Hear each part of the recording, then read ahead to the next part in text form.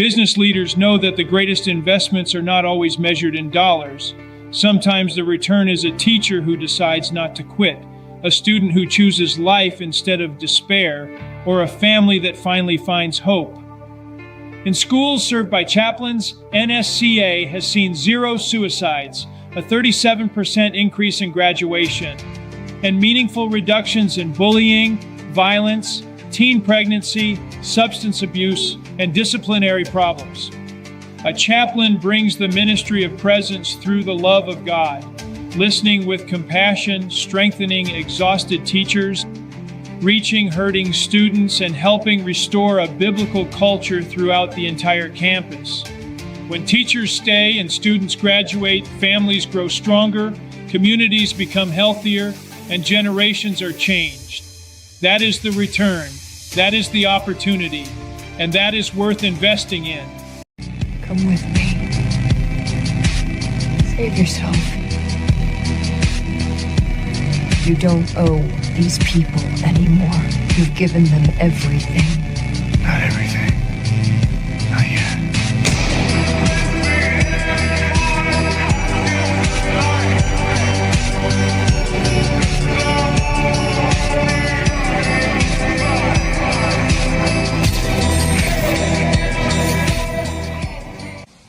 And Joan Shingang Shanga Koawa Shingang Shanga. The economic pressure means that we are going to all of our allies, and this is going to be the greatest coordinated economic isolation in the history of the world.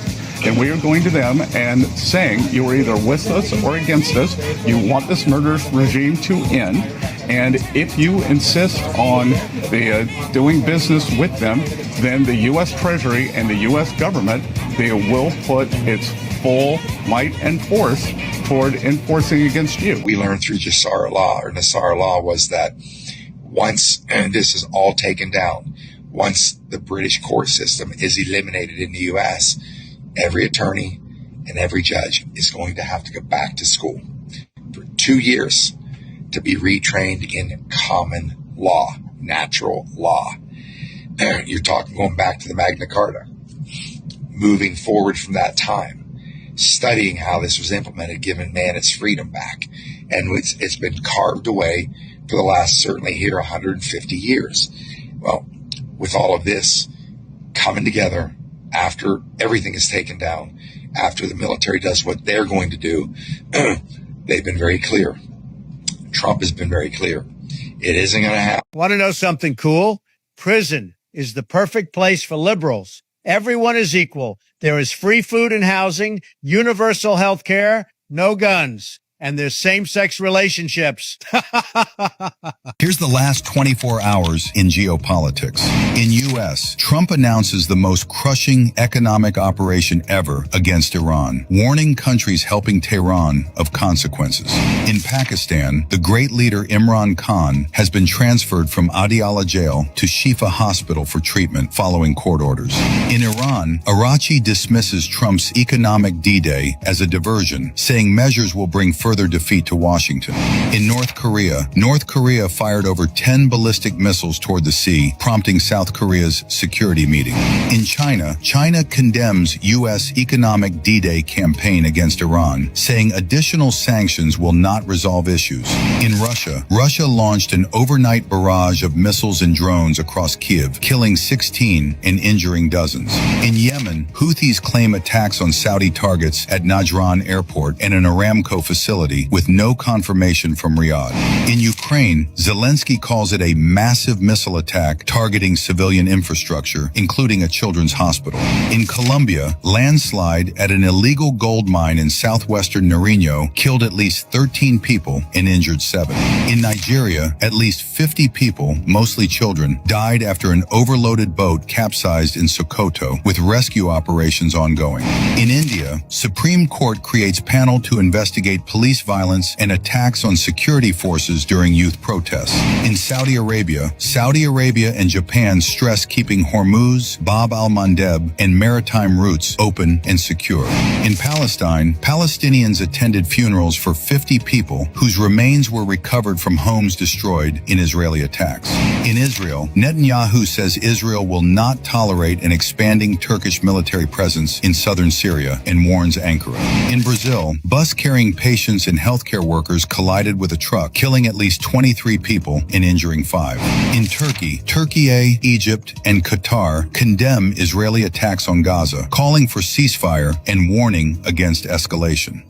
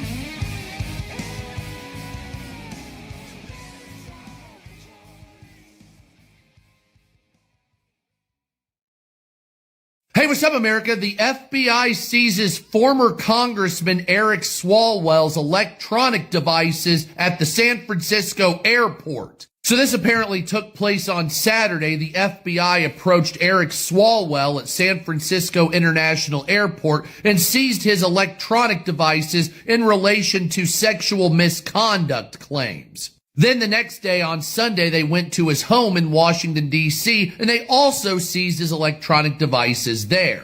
Now, you guys remember former Congressman Eric Swalwell that obviously had to duck out because he was accused of fucking with a bunch of women inappropriately. And, of course, this was the same Democrat congressman, as you know, was banging out a Chinese spy. So God only knows what kind of information was leaked to that fucking bitch. But nevertheless, it looks like the investigations against Eric Swalwell's sexual misconduct are continuing. FBI is involved, and they have seized his electronic devices. So we'll find out what happens with that later on. I'm sure it will amount to nothing. I would be surprised if he did a single night in jail, but we'll find out.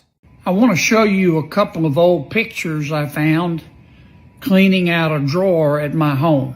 This is a photograph of me on the beach in Florida. On my back is Preston, and in front is Jackie, and to the side is my dog, Chester.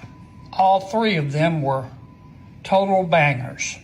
This is a photograph of me after I just finished my final exams at Oxford. At Oxford, when you take final exams, you have to wear what they call sub-fusk, which is cap, a dark suit, cap, gown, white shirt, and white tie. Shortly thereafter, I got drunk as a goat, maybe 2 goats. Happy trails to each and every one of you until we meet again. Peace out. Wait till you see what I found. I don't even want to make this video. This is not Western North Carolina. Surprise? It happened again and almost exactly, if not exactly, the way it did in WNC. Why are the main news stations not talking about how Indiana's been out of power for 7 days? That and everything is completely flooded. So we'll come right back to destruction because I've been scrubbing radar data for hours and hours and hours. Okay, pay close attention to above my head. You'll see all these beams popping up. Then out of nowhere, this massive storm comes right where the beams were, completely unrelated, by the way, to the storm. And then as the storm came in, the videos are showing that it was absolutely green. Almost like everything is frequency. And then look at all this. Up here, right, but all this stuff exactly where it was pointing, all this stuff comes out of nowhere. Unrelated. By the way, check out this straight line or beam that's going directly into the storm. Real quick before we continue, Conspiracy Mail is going out this week. If you want to join the club, say Mail Club in the comments, and I'll reply with the link. Details for that and the raffle and giveaway you can enter for free is going to be in that link. Also the pinned comment or link on my page. And this was the wave. This is like the 3rd, 4th, or 5th wave after. We're about to look at the first one, which is really crazy. So this was before the beams right here. Exactly like with Western North Carolina, we had all this crazy storm come out the same exact location, not move at all, and be there for absolutely freaking hours. If you know, you know. What a crazy storm this state that is very rich in lithium is going through. And completely unrelated, it just came out that all the residents of Indiana stopped the centers. For real, that they stopped them for a whole year, then a couple days later, not related whatsoever, obviously. Where are the people who own these vehicles?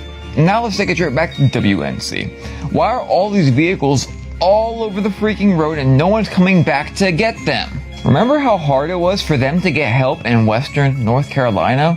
Wasn't that a little bit odd? Now these vehicles are being left behind?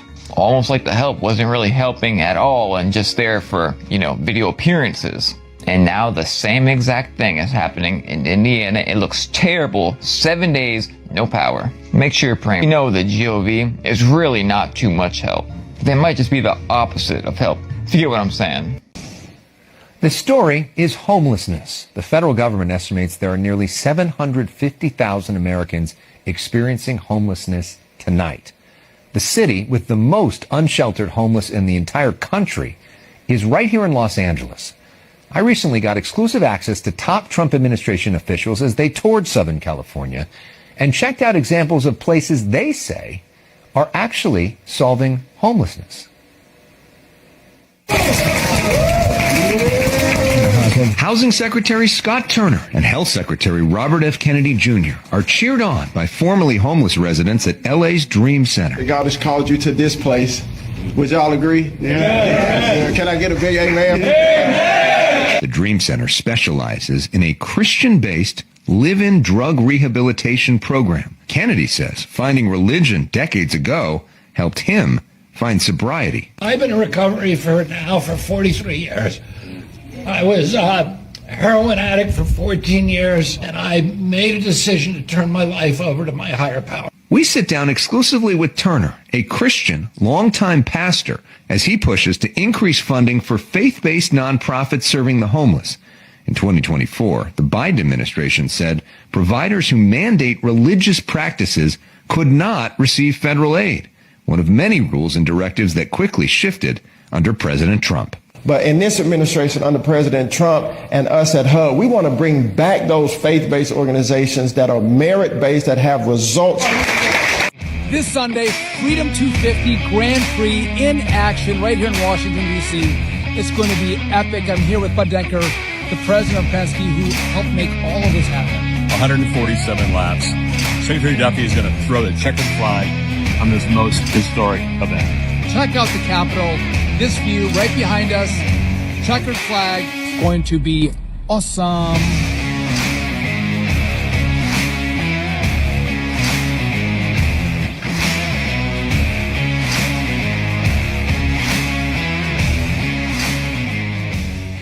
The majority of 9/11 related documents are still classified. Why do you think that is? What's the justification for that? Because it's the big cover-up, Tucker. One document now shows that someone in the Pentagon knew what Able Danger was all about. I have that document, and I have a second document, Tucker, where a senior Senate lawyer knew I was 100% correct. That's in the memo, and yet the Senate Oversight Committee brushed aside and accepted the 9/11 Commission. It's all there, Tucker. Marco, I just posted a map of the Strait of Hormuz and labeled it New U.S. Territory. You labeled a waterway as American territory on Truth Social? We're blockading it. We cleared the mines. At what point does it become ours? Possession is 9/10 of the law, and I own buildings on less. Sir, that's international water. It was. Very important word. Was. The whole region is calling. Let him call. I'm busy. I've got Kim coming this year, and I haven't picked a restaurant. Who was the famous British singer-songwriter who was in his 30s that was on that bed when Hayden Panettiere got taken down by a lady? If you look at her body language when she talks about him, she makes it very obvious and really emphasizes the hands behind the head. This undressed man who was very famous and had his hands like this, like this was just, an average day for him. This is something that happens all the time. Well, who else has done that pose before? Robbie Williams. And people could say, oh, that's just a coincidence. They get their photo taken all the time. But the last time he was in that position was very recently, where he made a massive lie. During a television show, during the World Cup, a German channel, cocaine comes out of his nose. He deserved the whole thing tonight. It was just Spain, completely right from the beginning. All the possession, all the attempts on goal. Argentina really didn't turn up. And you can see he pulls it off the microphone and it ends up on his head. That's cocaine. For anyone that's done drugs before, you know full well what that is. And you also know full well that anyone does cocaine is a liar. So if you look at the next day, he's in his bed. He's in that position, and look how he tries to get out of it. Just like to apologise for the object that fell onto the microphone yesterday. It was deeply unprofessional, and people worried about me, but it's okay because I had several more like it's chewing gum. No chance. He's lying. So Hayden Panettiere is on this now interview, bringing awareness to this dark topic that happened a long time ago, and people thought that they got away with their crimes. It's all coming out now. All the lies is coming out. But what's really interesting is because now she's died, people are paying attention, died, as part of the operation. Jay Shetty is another person who's now, a lot of awareness is bringing attention onto him. Fabrication. He's a fraudster. His whole story is a lie. And all you have to do is Jay Shetty lie, and you can start seeing there's loads of videos about him. That's not what's happening here. Jay Shetty consistently steals other people's work and puts his name on it as the fucking author. Pretty shitty thing to do, actually. Every quote that he used to put out, he used to put his name to it, like he said it. World never gave you a label, never gave you a box to check. Would you be white, black? We don't fit inside the boxes, and we're perfectly okay with life outside the lines. We don't want to live in boxes. He got called out for it. He's never addressed it. He told people that he was a monk and he went away for a few years. There's only one ever image of him in some orange hoodie. I was living as a monk, literally meditating in caves. I'm not joking at all. He says it like he went through something. Dude, you chose to sit in a cave. That sounds awesome. Not saying he's not a monk. I'm just saying it was very difficult to find any evidence that he actually ever was. And I think he's lying. How has nobody realized that his famous monk photo is a hoodie and a scarf? That's American Apparel. Namaste, telling the truth. He's been called out, and again, so many people can't accept this. There's a lot of people that have lied their way to the top, but they're at the top because people need to see it with their own eyes, because people are so gullible. People are so kind in nature, humankind, that we fall for the lies. But why do I care? I'll tell you. Someone who can lie, like bold-faced lie like this, is a sinister mother. Posing as a spiritual guru while stealing everybody's work. No one's supposed to say anything when he's a plagiarist because he wore a hoodie and a scarf one time and shaved his head? Really? So back to Robbie Williams. British musician, singer-songwriter, was in his 30s, is connected with that crowd, and we also know he is a liar. We've got some huge breaking news. Very, very rare a story comes to GB News that completely takes my breath away, but it's this. It's emerged a short moment ago that asylum seekers coming to Britain are being given booklets telling them not to rape women and warning that sex with children is illegal in the United Kingdom. The guide is freely available on the Home Office website. You can see some pictures on your screen now, obtained by GB News. It also tells migrants that men and women are equal under UK law. And in a section on domestic abuse, it says that people will go to prison if they attack their partner. Let's just recap what people coming here are being told by the Home Office. Asylum seekers given booklets telling them not to rape women and warning them that sex with children is illegal. It goes on to say the legal age of consent in the UK is 16, and this means that anyone under the age of 16 is considered a child and cannot legally agree to have sex. Sex with someone under the age of 16 is a serious crime in the UK. There are no exceptions to this rule. It continues. Even if they say yes, it is still illegal. You could go to prison, lose your support and accommodation, and it will affect your asylum claims. Seriously, this is being handed out to asylum seekers in this country. It's been written by the Sun newspaper, a disturbing guide on how not to rape women.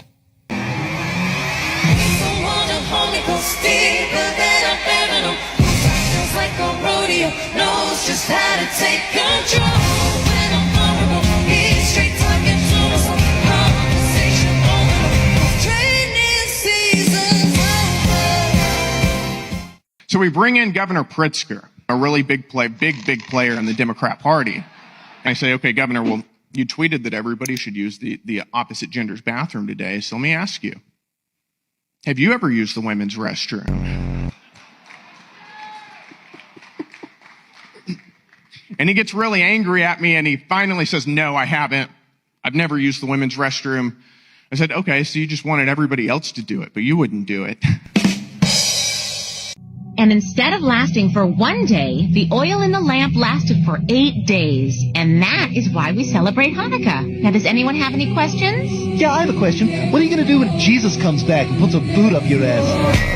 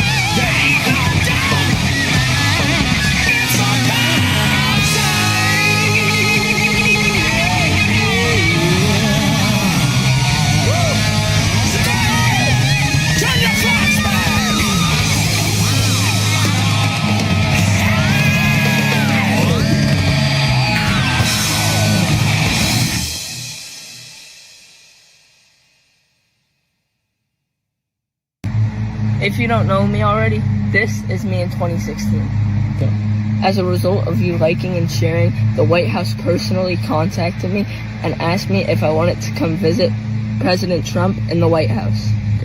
Thank you to Bo London, Dan Scavino, and the White House for reaching out to me and helping me reach my goal. Political brand ain't too hot to trot these days, But I got to tell you, PU, when it comes to the Democratic brand, the net favorability rating of the Democratic Party. You know, back in 2018, when Democrats, during the first Trump presidency, right, when they were able to win back control of the House, they were even. They were even, right? Favorable minus unfavorable, even at 0-0-0.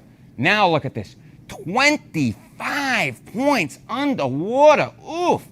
Oof. You know, the Dem brand, as I said, it's not too good these days. It's not too good. It kind of smells like a New York sidewalk in the summer. I'm gonna put you all through it. Bring it on. I can take the heat. You can't handle the heat. True that. You's about soft as baby shit. Florida, you better watch your mouth or I'll make you and Georgia pay. Let me guess. You gonna make it feel like the steam room. Oh, yeah. Honey, it feels like you's walking through melted butter down here every day. Bring it the on. Please don't give us nothing back. What in the is he doing here? Hell, he never left after the World Cup. I'm gonna make it 85 degrees. Oh, no. Are you serious? With 30% humidity. The bloody heat index is gonna be 90. Dude, that's like winter in Florida. What's so funny? Hell, it's 95 degrees here. It's kind of cold, but Well, how you even survive? AC? What's AC? Hey, New York. Mom, how do you make it? The more it smells like garbage. That ain't my damn problem. Clean the shit up. Add too many people, too little time. It looks like somebody can't handle the heat. Yeah, but they don't even get that hot in Georgia. Yeah, but we got that wet heat. I think I've had that enough of it. I'm way back home. Hey, what the is going on with that guy's voice? But the bloody heat index is gonna be 90. 3 times as many Britons go to jail for social media posts as Russians. I'm not endorsing Russia, but I'm just saying, like, which is the more totalitarian country? Well, obviously it's Britain. You can watch British television in Russia. You cannot watch Russian television in Britain. That's right. So which is a more repressive nation? It's really simple. These are obvious, non-rhetorical, non-ideological measurements of reality. This event's in my soul. This is truly in my soul. This is not for me. It's not for Penske. It's not for IndyCar. It's to celebrate our country. We get up at 5:30 when it's dark. My routine is I go visit a monument in the morning. I did Arlington a couple weeks ago, changing the guard. My favorite so far is the Korean War Monument. I think that's incredibly emotional. And at night, and there's nobody here but me. I pick up every once in a while and see the Capitol and just pinch myself.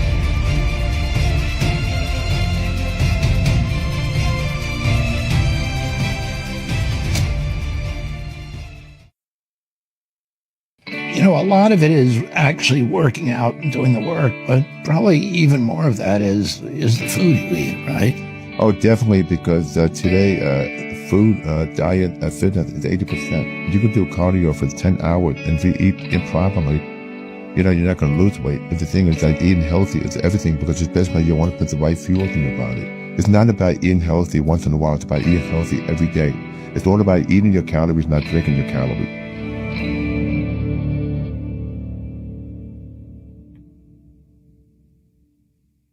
Hey everyone, this is Secretary Turner. I'm standing here with my dear friend Martin from Solar Impact. We're here in San Diego inside of a 1-bedroom unit in a brand new multifamily development inside of an Opportunity Zone. I had an opportunity to visit Martin and his team in LA last year. Their Opportunity Zone business sits in the Opportunity Zone, and now they're bringing these units down here to build them and place them right here in San Diego. And I'm looking forward to this next phase of Opportunity Zones, Martin. The One Big Beautiful Bill, Working Family Tax Cut, has made Opportunity Zones permanent. Martin has been involved in Opportunity Zones from day one. This is a great model that we can replicate around the country, creating jobs, creating housing, creating new businesses inside of Opportunity Zones. So Martin, thank you to you and your company for what you're doing in our great country, in OZs.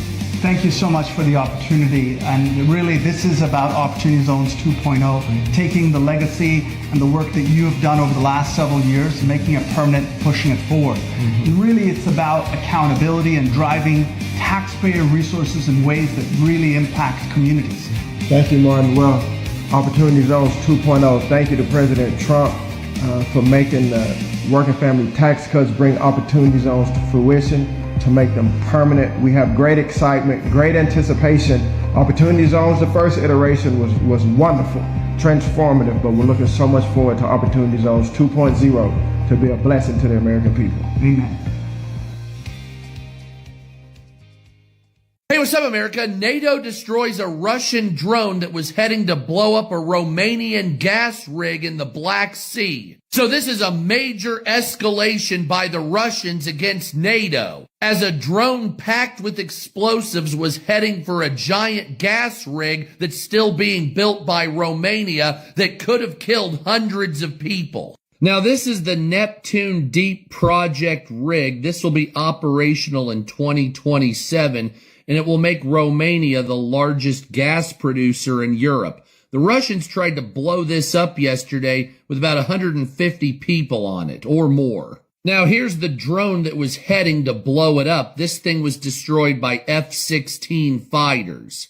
And here's the debris from the drone as it was hitting the water. This had hundreds of pounds of explosives on it, and some derelict out in Russia was trying to blow up an entire gas rig, which is absolutely irresponsible as fuck, even during the middle of a conflict.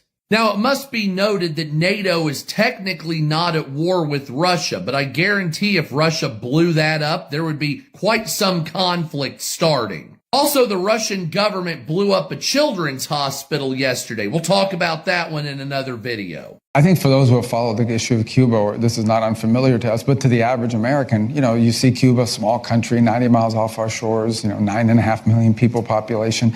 What people forget that when it comes to things like espionage and influence operations, they actually are an influence and espionage superpower. If you look at the history of espionage in the United States, Cuba is the only country that consistently has implanted and embedded spies in our system without even paying them. We had an ambassador, a U.S. ambassador, who ended up being a Cuban spy and was recently convicted. We've had them penetrate the highest levels of the Defense Intelligence Agency. Ana Belén Montes was one of the single biggest intelligence failures on the part of the United States and one of the biggest penetrations we've ever had in our system. So, and then on the influence front, if you look all throughout Latin America, every communist left-wing insurgency that's destabilized governments across the region, every single one of them over the last 40, 50 years has found its support, its help, in many cases its birth, from a Cuban influence operation. So it was an important report just to highlight the role they play in our country, a very negative role. The report also links Cuban influence to the rise of Antifa, the riots that we saw in 2020, as well as the surge of radical activism. The U.S. is quietly breaking Iran's grip on the Strait of Hormuz. American forces reportedly protecting tankers moving some 10 million barrels of oil every day through the waterway, as President Trump opens up another front threatening economic D-Day for countries that helped Tehran stay afloat. Let's bring in the former defense secretary. I'm really glad it's you. Let's go. Hop in, Mr. Trump. Don't worry. I won't mess up your hair. Step on it. We're late.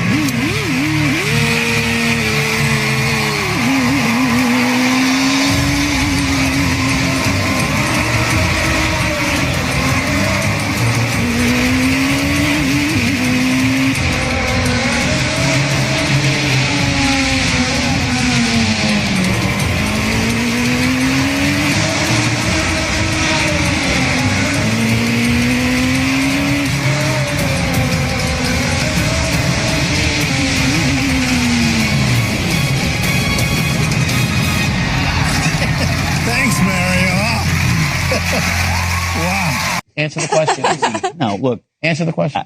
I don't know, but I'll tell you this. Caroline Leavitt has been maybe the greatest White House press secretary in the last 30 years, at least. She's been nothing short of brilliant. She's done it while raising a young family. I think it's great that she's going to go spend time with her family, but I don't know a single Republican in the country who isn't in awe of and in appreciation of Caroline tonight. So Godspeed on your journey back to your family. You've done great. Do you want the job or not? Let me help Scott. Democrats are afraid of Scott Jennings becoming press secretary. There you go. Now you got the job. You guys deprived me of my, Obama renovated. What the administration is doing, only 33% said because they like what the administration is doing. So if we want to just keep Question, who's more popular right now, Donald Trump or congressional Democrats? It doesn't matter. Donald Trump happens.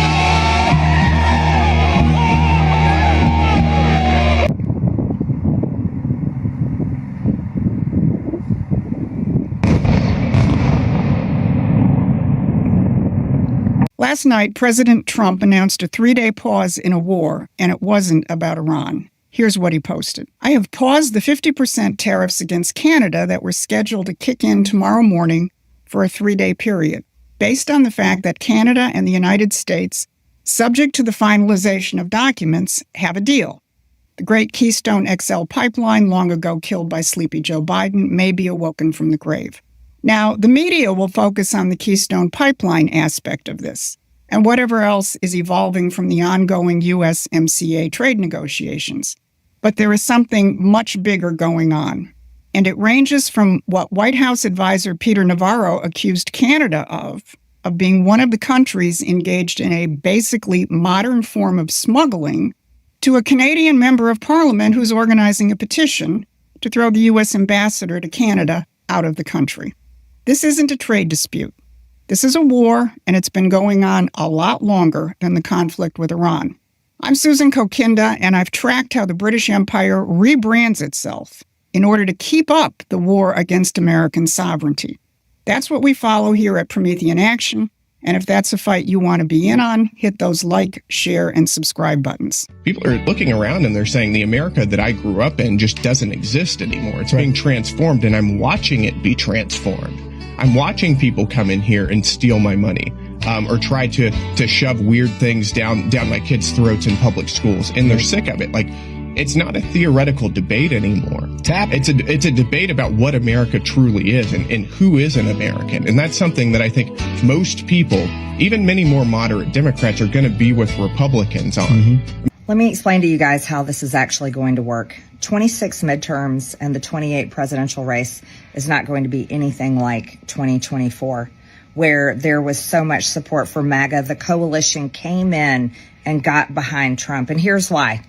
When the president started telling his own supporters that he didn't want their support, remember that Truth Social post where he said, my past supporters, and he was calling the Epstein files a hoax? Yeah, these were women that were talking about and telling their stories about being raped by these elite rich men when they were 14 and 16 years old. And then the president fought me and Thomas Massie and all of us who were trying to release the Epstein files, and he called it a Democrat hoax. Yeah.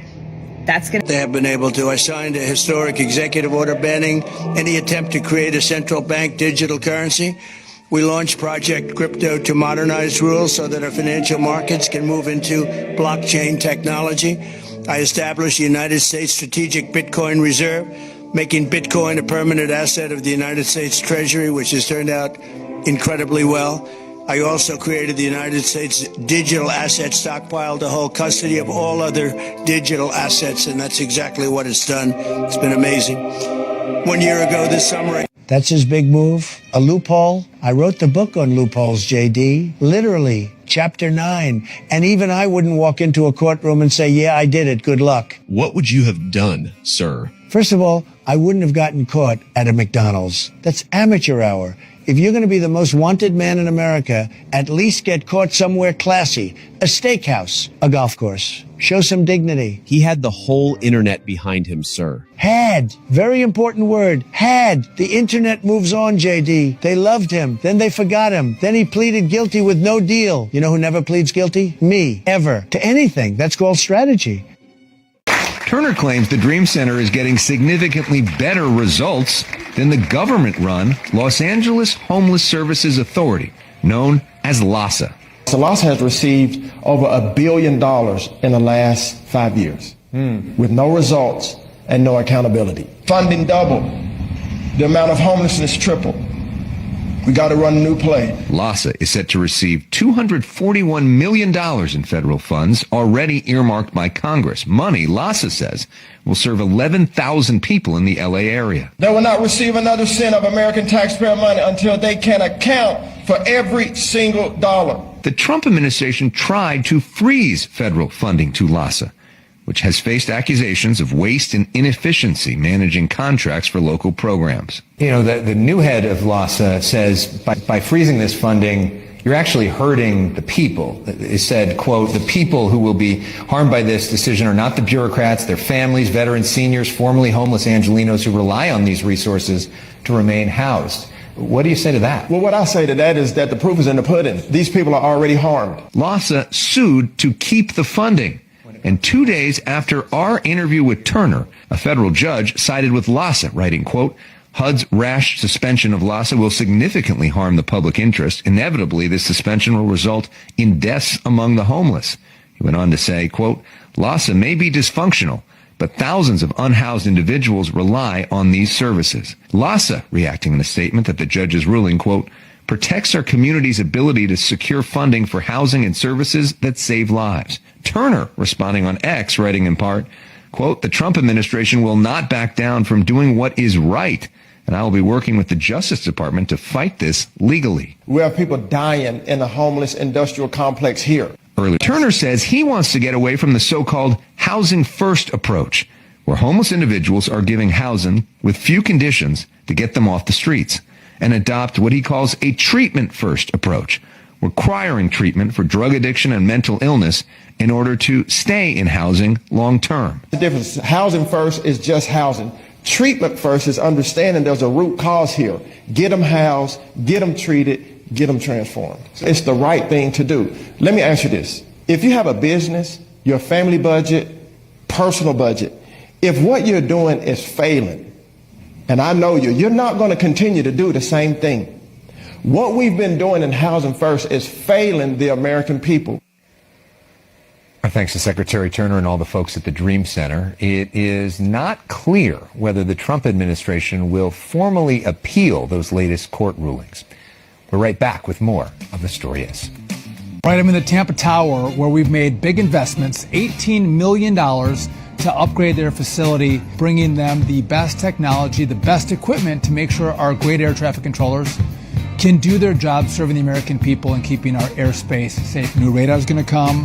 We are upgrading their telecom as we speak. But later, we're going to actually switch from analog to digital. We're going to bring new screens to the tower, again, making sure that we have the best equipment. One question. Are you surprised at how fast this is going? You've been with the FAA for how long? 20 years. 20 years. Have you ever seen anything move this fast in your 20-year history at the FAA? I've not. This is record-setting pace. Political views are not necessarily relevant to whether you're a qualified voter. Citizenship is relevant to that. I think the bigger problem in what you saw in that video is Minnesota's vouching system, which is something that the Department of Justice has actually been challenging dating back to January of this year when I sent a letter to the Secretary of State over there. I don't think that this procedure is compliant with the Help America Vote Act and potentially other federal civil rights statutes.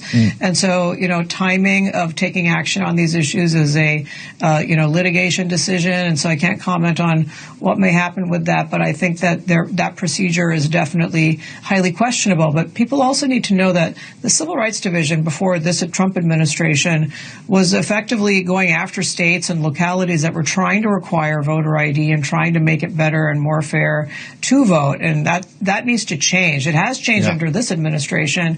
We actually support that, but eventually Congress is going to need to make very clear in fixing some of these loopholes that states are using. And we have to have only citizens voting in federal elections. That is incredibly important. And what we have learned just in the last few weeks from New Jersey and numerous other jurisdictions, including prosecutions that DOJ has done, there was an indictment today, that non-citizens are canceling out the votes of American citizens. Unreal. That is unacceptable for 1 or 1,000. So we're going to stop it during this administration. Yeah, last thing on that point about illegals winding up on voter rolls. Aloha, this is Anna Surfing. Welcome to Beach Broadcast. Today is Thursday, August 20th, 2026. This podcast is on the crypto committee that President Trump held at the White House, a very brand new advisory group committee. The innovation that he talked about. Also, he discussed decentralized finance and what that means. He also emphasized structure, which leads to a Q post, which is pretty big. And then big name digital asset executives and financial experts were at this advisory group, including Brad Garlinghouse of Ripple, but he was kind of hidden behind this gentleman right over here. And then we have so that's going on. We know President Trump wants to get this all rolled out. He pushed the need to get the Clarity Act passed. some FAFO updates on Eric Swalwell and David Morenz, who happens to be Fauci's sidekick. And then also other FAFO news on Harry and Meghan going back to the UK. Did they get deported? And then CNN's glorious clip on trashing the Dem Party, which will startle their audience. So enjoy the podcast. The full link is either above or below, and I will have another show very soon. Aloha.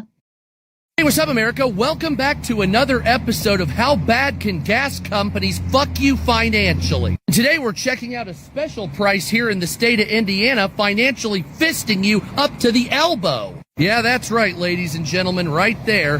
$3.59 a gallon, $3.69 if you use credit.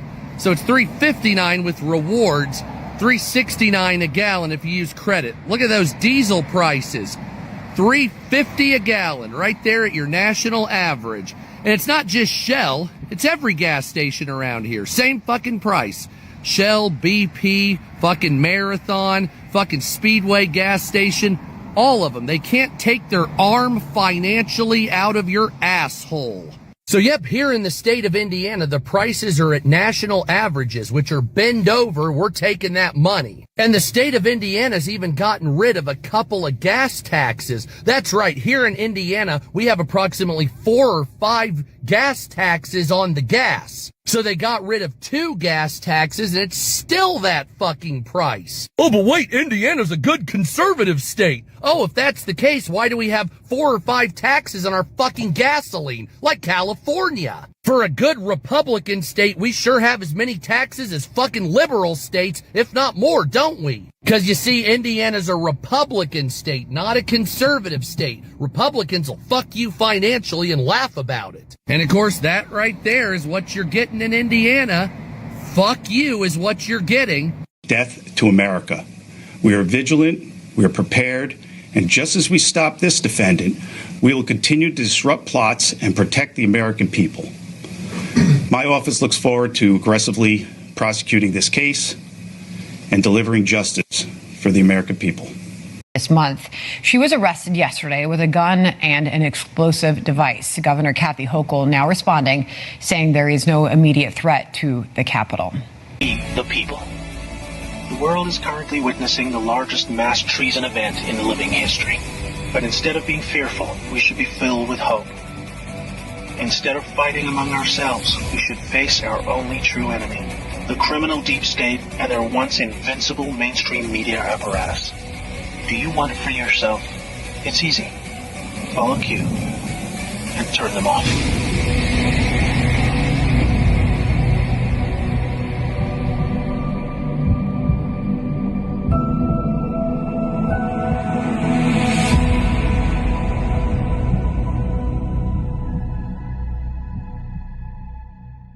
Always remember this verse during difficult times. Romans 8:18. The pain that you've been feeling can't compare to the joy that's coming.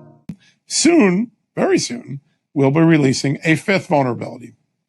That 5th vulnerability will be focused on looking at ways that China has gained influence in a very important political institution, and the FBI's knowledge of it, potentially the FBI's complicity in it. And it will raise a lot of questions about not only failing to punish some bad behavior, but also whether the FBI's way of penetrating and stopping China is in some ways flawed. And we'll be able to talk about that in the next couple of weeks as well. Okay. Any hints? Which institution? No, but I will say this. We once had a scandal in America. In the 90s, I covered it. In fact, I broke the original stories. It was myself and Bob Woodward in the Wall Street Journal about the China fundraising scandal of the 1990s involving Bill Clinton, the Lincoln bedroom, the Buddhist monks. It would be not unsurprising to people to think that China would go back and once again try to inject money into the political system through a particular institution. And so, it flows that the Chinese go back and reuse the same tactics. They let a little time pass and they reactivate. And I think given that we know they were targeting voter files, maybe trying to get voter registration votes for Donald Trump or for Joe Biden, it wouldn't surprise me that they also were looking for ways to get money into the U.S. election to influence that election.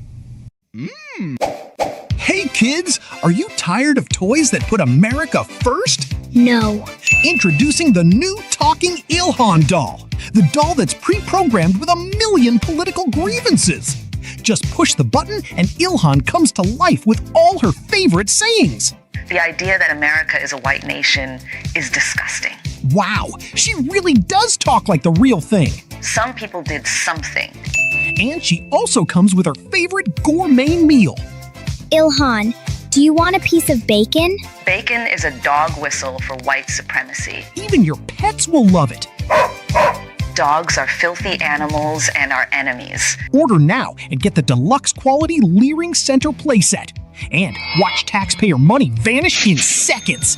The Talking Ilhan doll. Accountability sold separately. This is a parody product for entertainment purposes only, not affiliated with any actual Somali politicians. Any resemblance to real daycare fraud is purely coincidental. Or is it? Not available in Minnesota's 5th Congressional District. Because I do things differently. Because I don't go by a rule book. Because I lead from the heart, not the head.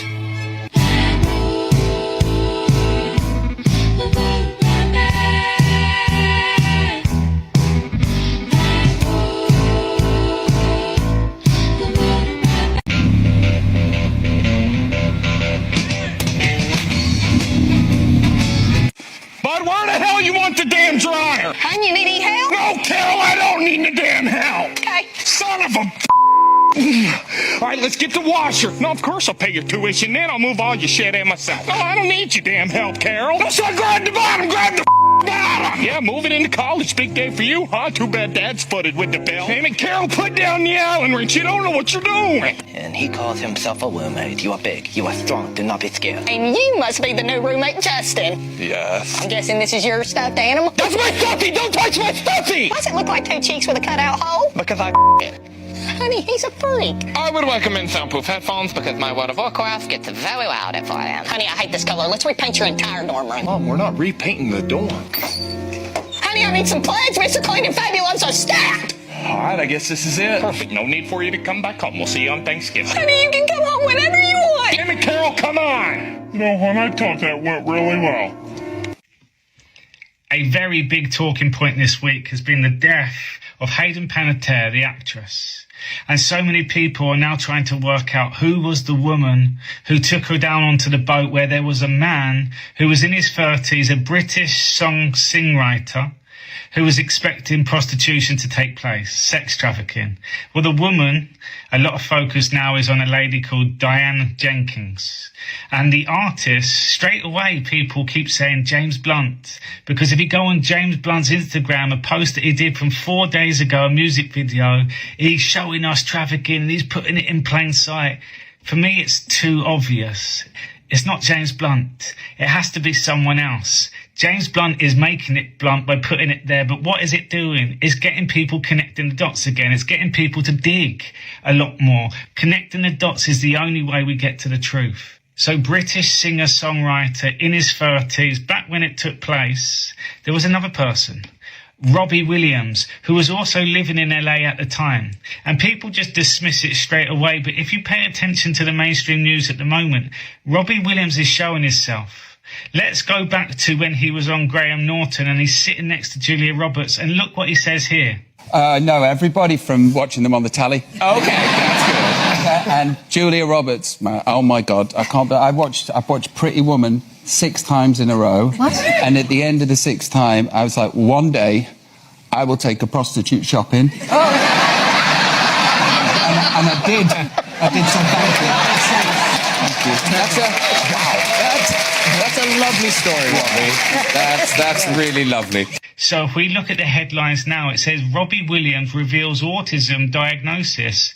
It explains so much, and it says the former Take That singer has previously spoken candidly about his ADHD and his mental health struggles.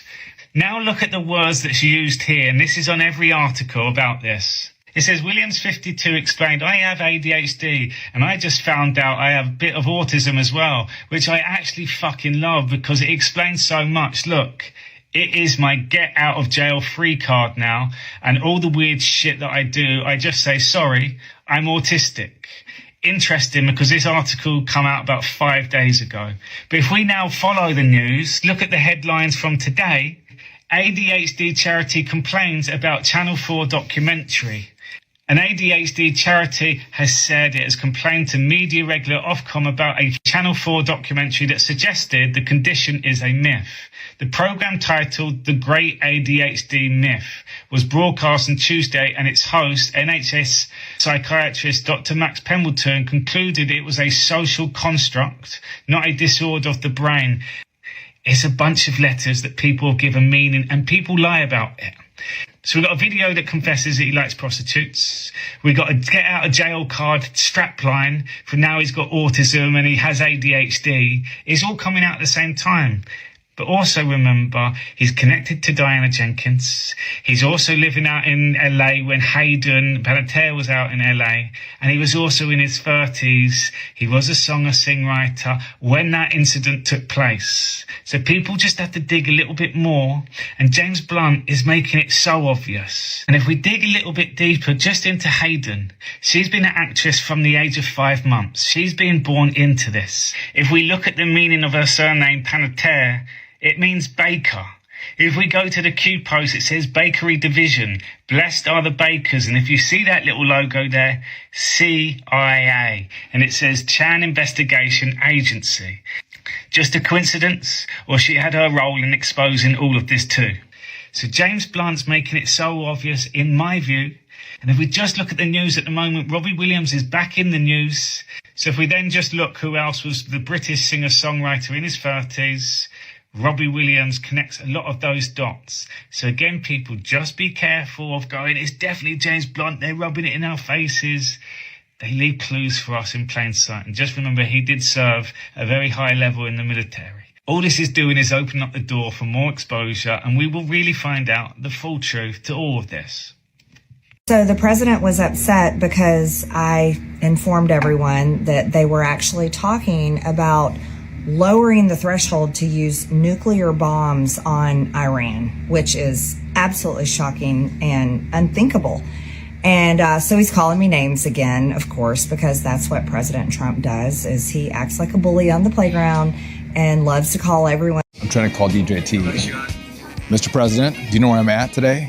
I'm at one of what will soon be the greatest airport of all time, but it does have the greatest name. This is the first day we're printing boarding passes that say DJT on them. Like all over the world, they're talking about it. You know, Sean, they're talking about it all over the world. What did you think of the brand new sign? I love it. It's gorgeous. Gorgeous. So today's a big day. It is a big day. It's the first day we are having boarding passes with DJT. Congratulations flying in.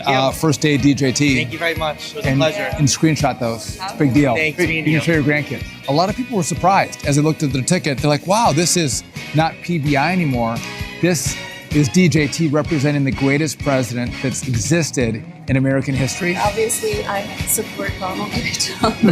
Look at, she has her Donald J. Trump pin on. Oh, you gotta go. Thank you for He works, man, I don't know how he does it. This is a huge airport. It is gonna be big, the best. It is the Donald J. Trump International Airport. Amazing.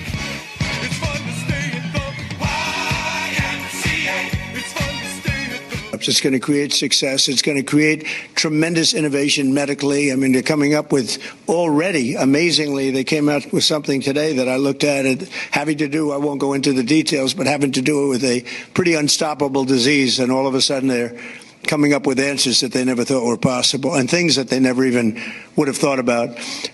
So I think it's really creating jobs. And I can tell you one thing, if you look at our construction jobs right now, because we're building more plants, factories, things that really have something to do with the AI, but also car factories, car plants, they're moving into our country. Honda just announced, Toyota just announced they're moving their operations from Mexico, from Canada, from other places. We, by the way, probably have a deal with Canada. You probably saw that. We very major tariffs were going on to Canada today. We delayed it for 3 days because I think we have a deal with the Prime Minister and good deal for everybody. So that's good. But the construction jobs are enormous. We're building the biggest plants anywhere in the world. And I can say if I were the mayor of a town or the governor of a state, and I had a chance to get a big plant in, an AI plant or a data center, I would absolutely want it because the jobs are enormous and the money paid, the taxes paid are just enormous. And if you don't take it, you're going to be left behind because there are plenty of places that want it. So I would say that maybe it can use a little public relations help. But if I were a governor or mayor, I would want that plant in my community. And many of them are designed in a very beautiful way. It's really very positive. Okay, thank you.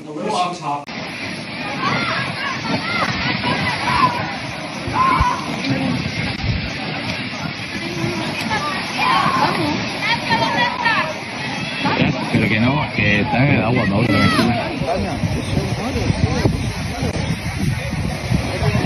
Que vienen con pasamontañas, tú. Tú llamas a la policía, ¿vale? Bueno.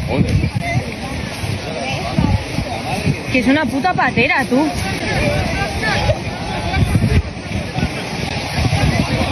Una puta patera, tío. Tú, recoge las cosas.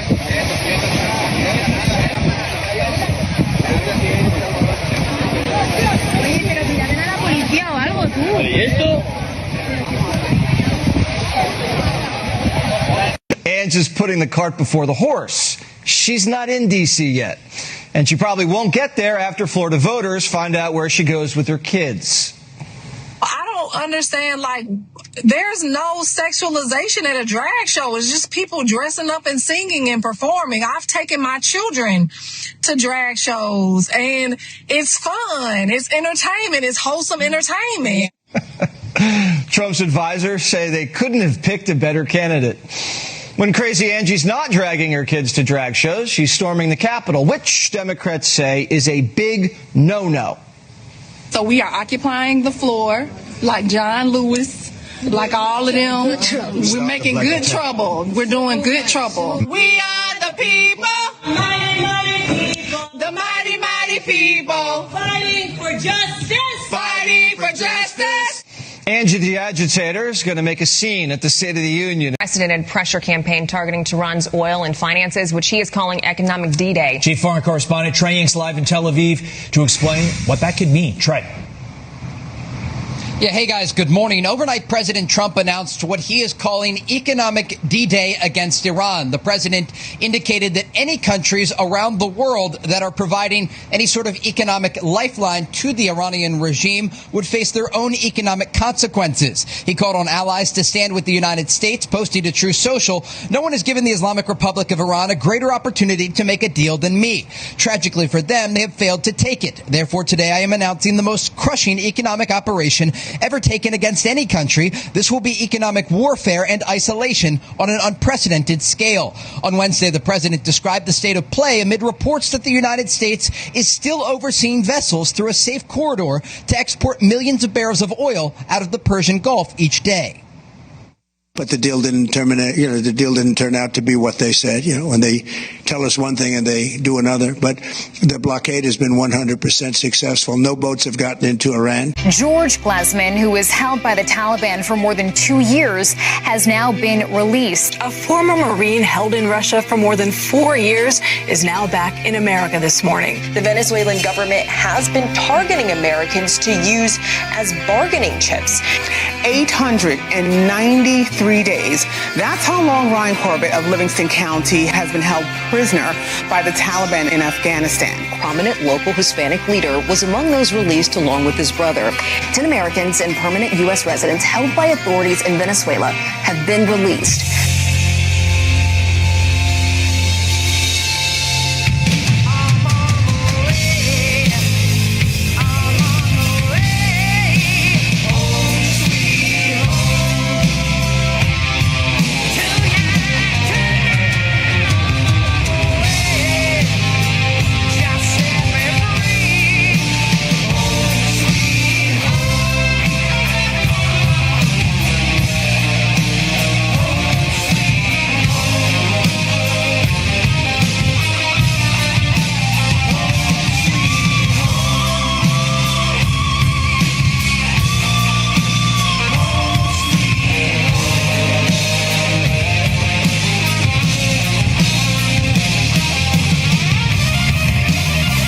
To say that as of yesterday, one day before I assumed office. The hostages in the Middle East are coming back home to their families.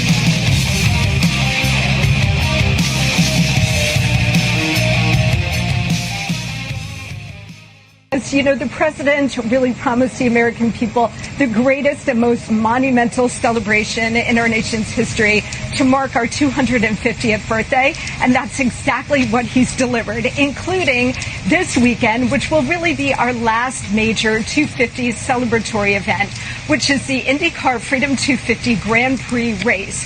You know, the last time Washington, D.C. saw a race of this kind, Thomas Jefferson was president, and it was America's 25th birthday back in 1801, and they did it with horses. This time around, we're going to bring it into the 21st century. We're going to have 25 Indy cars flying around the nation's iconic streets, going upwards of 180 to 190 miles per hour. We are expecting close to 1 million people descending on Washington, D.C. for this, and it is going to be such a unifying and magnificent event, one of a kind. Hello, everyone. Mike Lindell here. For 6 years, I've been fighting to secure our elections, and today I'm announcing the largest privately funded recount audit in U.S. history. As you know, my primary race for Minnesota governor had major deviations and anomalies on election night. Well, we've now analyzed the election night reporting from the August 11th Minnesota governor's primary, and what we found demands answers. During that election, reported vote totals actually went backwards 55 different times across 25 of Minnesota's 87 counties. In one county alone, the report identified 6 separate updates where the reported vote totals went down. Think about that. When does a vote total actually go backwards? Well, you look at this. As vote totals were also being reported, all 7 candidates' numbers in the Republican governor's race moved almost perfectly in sync, 99.79%, which is impossible without the use of an algorithm. 7 different candidates, votes coming in from different counties all over the state, and yet their numbers moved almost in lockstep with no spikes and no dumps ever. Why? I'll tell you why. Electronic voting machines. We have to hand count the paper ballots. One of the few good election laws that Minnesota actually does have is it allows candidates to do a full-on paper ballot recount with no machines. Also, we get to have observers in every place the ballots are counted, and we're allowed to contest the ballots. This is not a left or a right issue. Democrat Senator Amy Klobuchar, who's also running for Minnesota governor, has also advocated to get rid of the electronic voting machines and go to paper ballots hand counted. On that, Amy and I agree. In fact, did you know that on July 16th, President Trump declassified evidence from our intelligence agencies, both the CIA and the NIH, against Smartmatic and the other voting machine companies? That those agencies have kept hidden from us for years. We now are using that evidence, which will vindicate me in the Smartmatic case.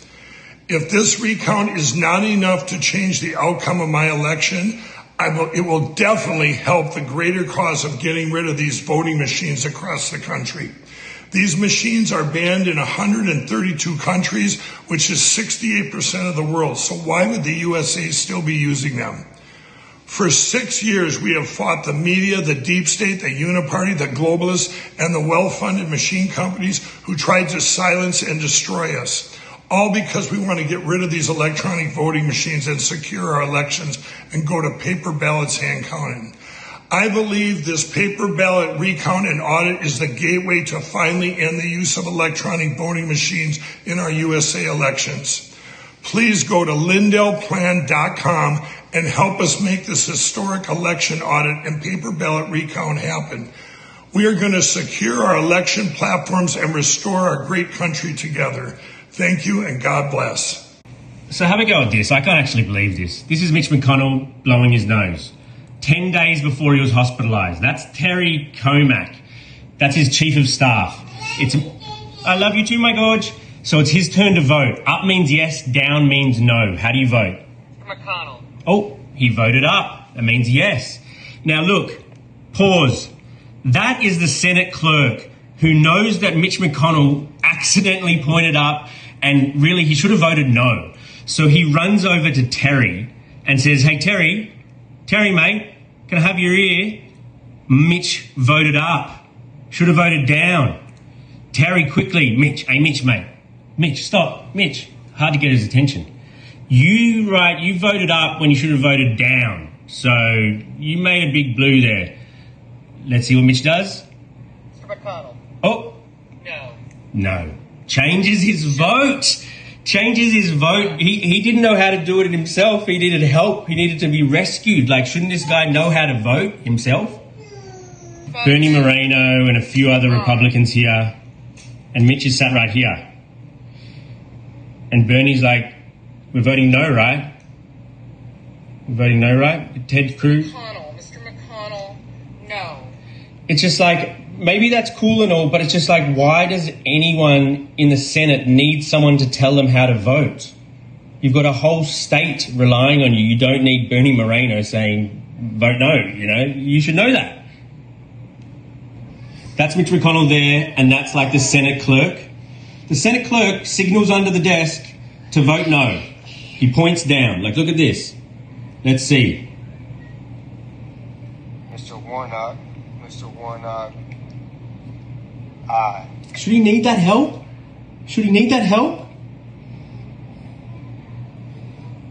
Vote no. Mr. McConnell, no. Really? Shouldn't you know how to vote for yourself? Like, why do you need that help? An interesting thing I saw throughout this is that for a 6-hour stretch, Mitch McConnell's just that. Just looking like that, sitting like that. He has one conversation somewhere in here with someone. But for a 6-hour stretch, it's just Mitch and his aide, his helper. I know I've seen that guy push the wheelchair for Mitch before. But for 6 hours here, he's just sat. I don't know why he doesn't need any toilet break or it's amazing. Let's keep fast forwarding. He's always there. He's always going to be there. Just sat. I don't know how he does it. Just pretty stationary. Mr. Fetterman. For literally 5 hours and 58 minutes or something like that. So I don't know how he has that bladder control. But it's just interesting him just being completely stationary. As I said, one conversation, but other than that, just sitting by himself 6 hours. I see you got a G.I. Joe doll up there. Mitchell Page is the Marine that Hasbro Toys made the G.I. Joe doll in honor of because of what he did on Guadalcanal. They rigged up a 30 caliber water-cooled to fire somewhere between 900 and 1,200 rounds a minute. There was one machine gun that could cover the whole ridge. If the Japanese got to that gun before Mitchell Page got to that gun, they would have won the Battle of Guadalcanal. Mitchell Page is in a race to get to that Mahoney gun. He sees it, a soldier sees it, has a Nambu. Mitch gets there first, kicks the dead Marines off. He gets behind the gun, it opens fire. He got burned from here down to here with 30 rounds. Didn't get hit, and he goes, God, how could this possibly happen? He had a little Bible. He said it fell out. One passage lights up Proverbs 3:5. Trust in the Lord with all your heart and do not lean on your own understanding. In all your ways acknowledge him and he will lead your path. That was the verse his mother sent him to war. You're watching live now. I'm Austin Westfall. The U.S. national debt has surpassed a record $40 trillion today as defense costs, social programs, and interest on the burgeoning deficit make up a large share of federal spending. Right now, you're looking at usdebtclock.org. The website is not an official government website, but it's widely recognized as a legitimate private tracker. You see there the national debt number itself, the figure now above 40 trillion. It's also got the debt per citizen calculated there, the debt per taxpayer also. Good afternoon, campers. No coffee. It's the afternoon. I've had enough coffee for the day. Anyway, did you see President Trump unveiling the new White House helipad yesterday?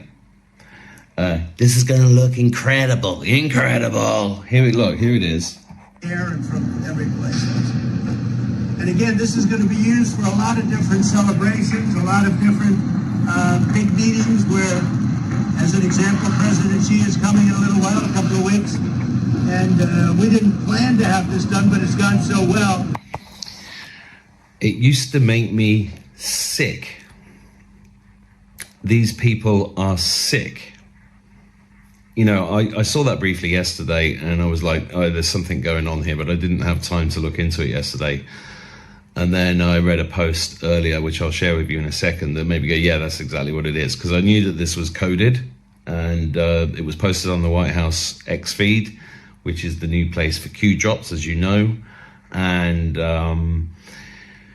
you know, there's a lot of talk about the ballroom being a ballroom stroke military complex. There's also a lot of talk, been around for a long time, about the White House being having this huge underground aspect to it, where the demons were taking children, tunnel system underneath the White House, SRA going on, horrible things going on there for years. I think that's why he said it used to make me sick. And what we're doing here is so good, that that's what he's really talking about. And I think, you know, if you look at the comments underneath this, it's all people with Trump derangement syndrome going, and guy wasting more taxpayer dollars, etc.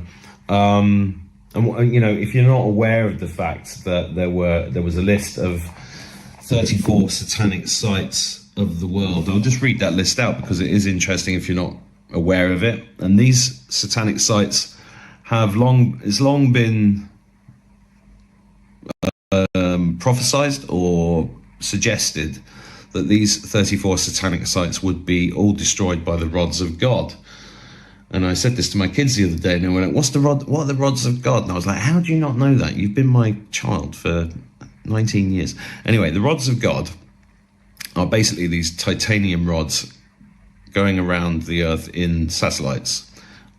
Don't start shouting at me about going around the earth and it's flat. I mean, maybe not in space, maybe just very high up. But anyway, these things can be released, pinpoint targeted to basically destroy whatever they hit with complete accuracy and be very, you know, power akin to the alleged power of an alleged nuclear weapon, nuclear bomb, but without the radiation fallout. There is a theory that when these satanic buildings get destroyed, that will be the fake World War III that will lead us into the emergency broadcast system. But what do I know? I'm just a conspiracy theorist. But the list of satanic sites that I found here, I'll leave a link to this below the video, include the Ark of Baal, Cannibal, anybody? Yes. Augusta, Germany Castle. I might have to zoom in on this because my eyesight is requiring a little bit of work. Hang on. Yeah, it's just a bit tight there. Biltmore Hotel, Coral Gables, Miami. I never knew about that one. I'd forgotten about it. Buckingham Palace, pretty obvious one. What's just been...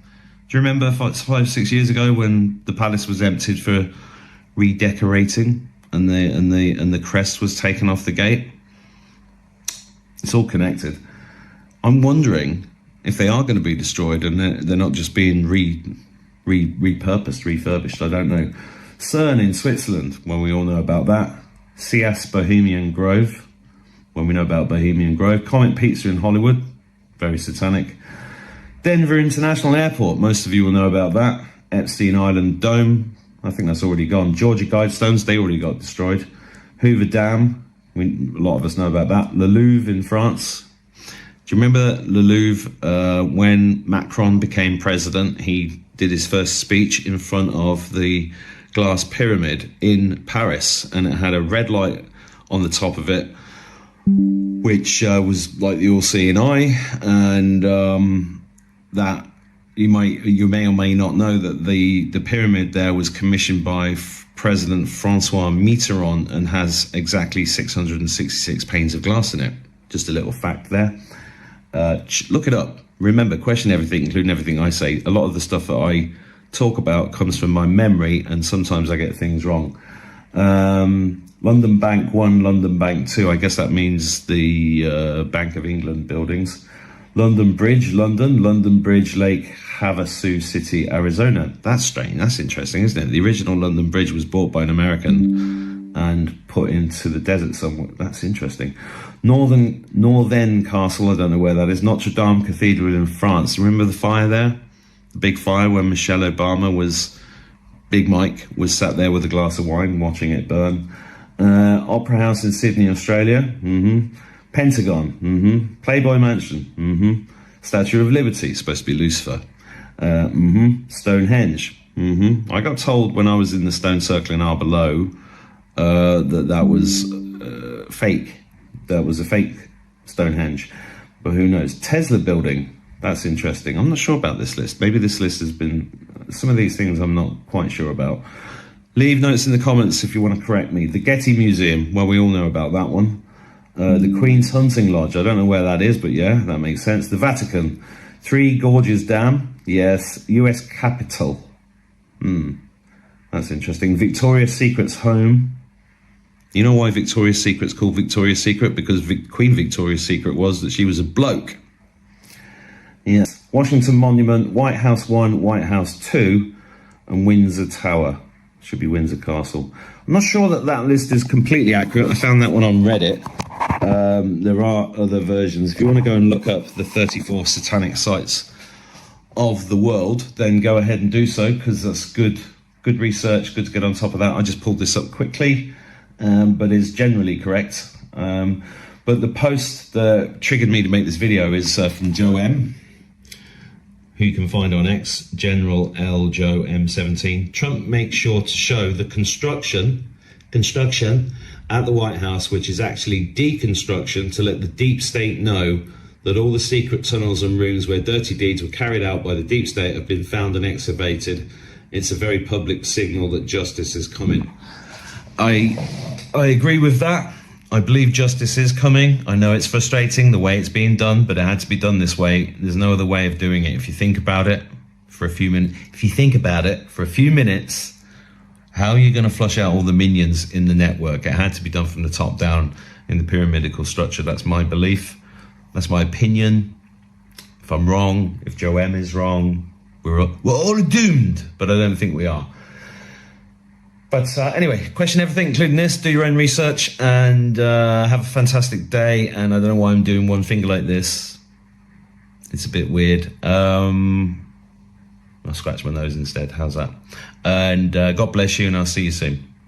Oh, there's one thing I forgot to tell you, and that is that one other thing that Trump said in his video was this is going to look great from above. So I went to Google, and I said White House helipad from above, and look, this is what it came up with. See this here? It's not actually, there's it from above. It's not actually showing the finished helipad from above, but this is just weird. This is a weird coinkydink, right? What that picture, I just made a video this morning about a vision that I got after a shamanic journey to create a stone circle directly outside the front door of Frybrook House. Exactly the same as this at the White House. Yeah, weird.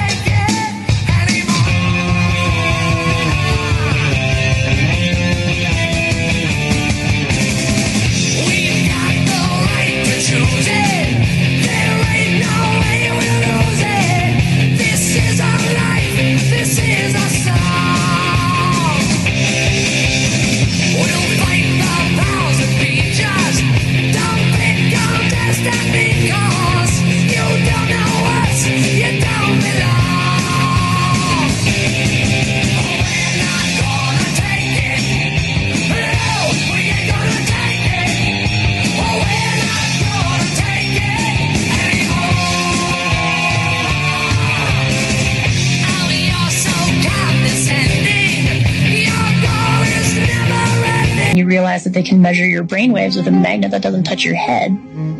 You realize that your thoughts are not in your head. And they're part of this greater field that we are all connected by.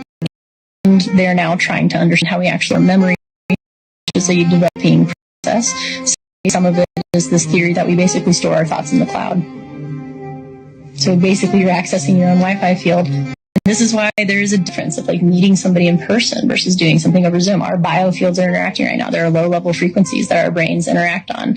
So having that biofield, you realize that like you have your own biofield, you are your own Wi-Fi, you emit your own Wi-Fi.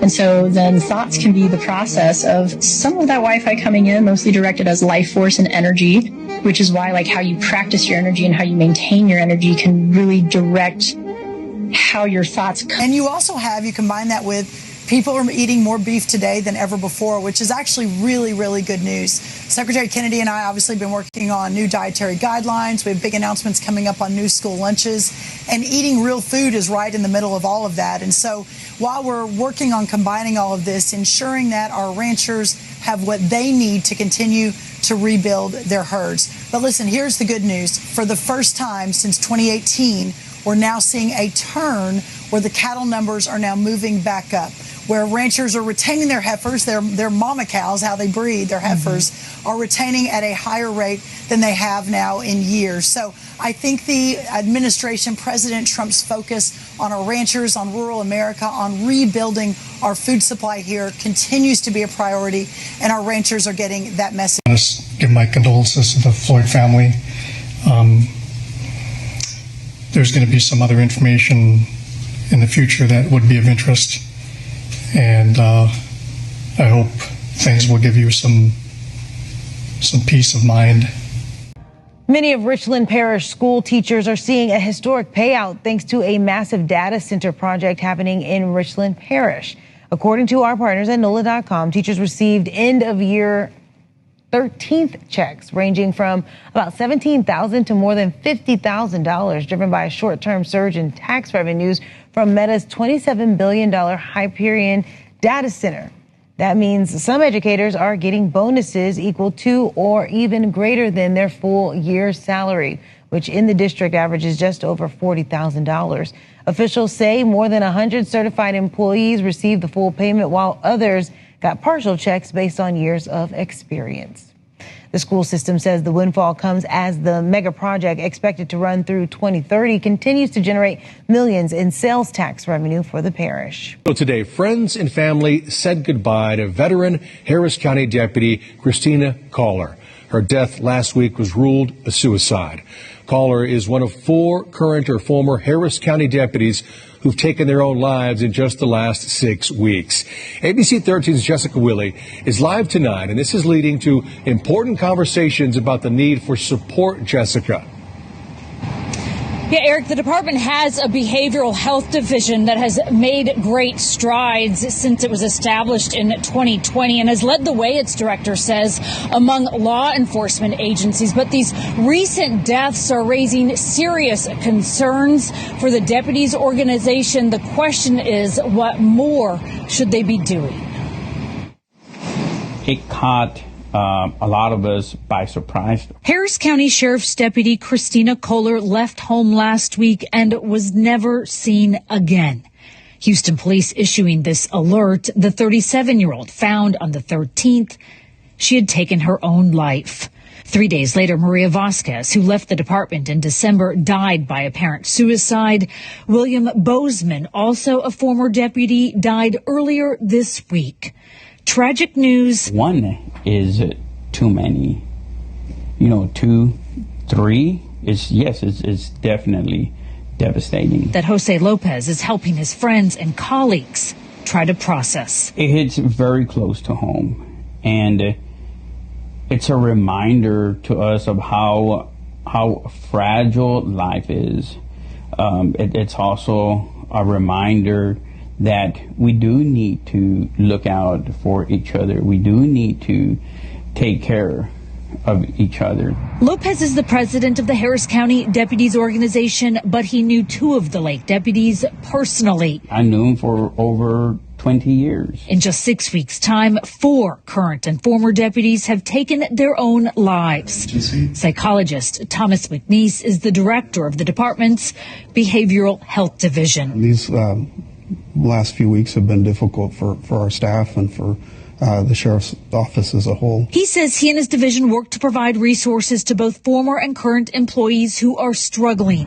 They embed to help people feel more comfortable. This profession, unfortunately, takes a toll on people, and over time, the longer they're in it, the more of a toll that it takes, and it changes people. First responders historically have a high rate of suicide. It's a combination of things like what they see on the job and then what the job entails. While the department has been focused on mental health, often leading the way, Lopez says these last few weeks have raised questions. We can't help to ask the question of, is that enough? You know, do we need to do something different? What else can we do? And as they work to support those grieving, McNeese with this message to anyone who might be in crisis. Reaching out, getting some help, doing something to be able to not stay stuck where you're at is really important. Jessica Willey, ABC 13 Eyewitness News.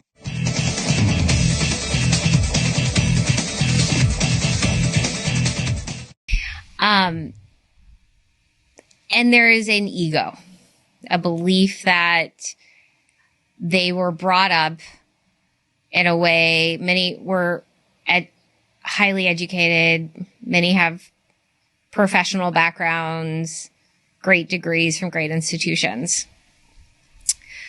But then the wealth sets in.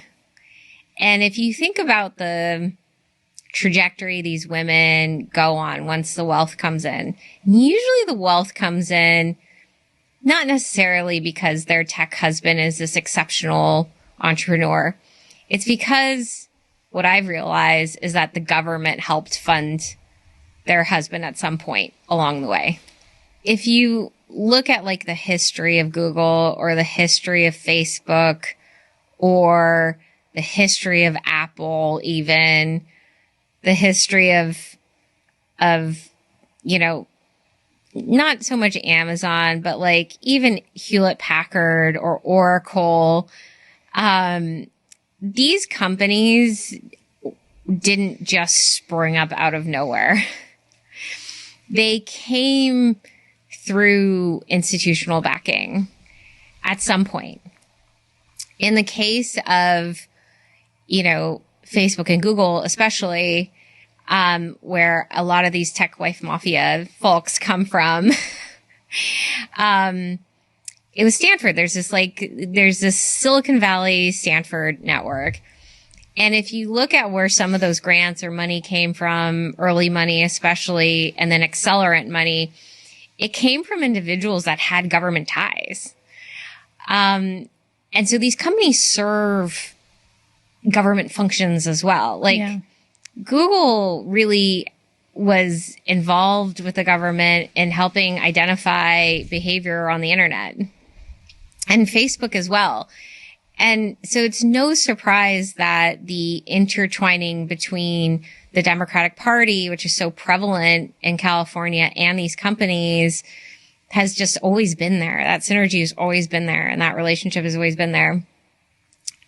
Earlier this year, my husband Abraham was diagnosed with cancer. I picked up the phone and Abraham's voice was different. He said that he got a call from his doctor, and the doctor told him that he has sacral chordoma, very, very rare, 1 in a million type of cancer. We talked with our doctors and said, okay, what are our options? One is a very invasive surgery to remove the bottom part of Abraham's sacrum and his tailbone, and the other option was radiation. So we scheduled the surgery as quickly as we could. Put your space boots on. Yep. Your bouffant. My what? They started preparing him for this surgery. I was so happy to see him when they wheeled him back into that recovery room, but it was also really scary, which I didn't expect. He'd been under heavy anesthesia for almost 8 hours. His body, as he started to come out, started reacting to the drugs that were in his body. It was tough. Hurting right here. So that night, More than a few times, Abraham said, I want to get up. He had some help from some great nurses to just start very, very slowly walking around. He would take a few steps. He would throw up as he was trying to walk around, but he kept going. He refused to take any narcotic pain medication, and so he really had to push through the post-operative pain. A few weeks after the surgery was done, the pathologist and the doctors said that they are confident that they were able to cut out all of the cancerous bone and tissue.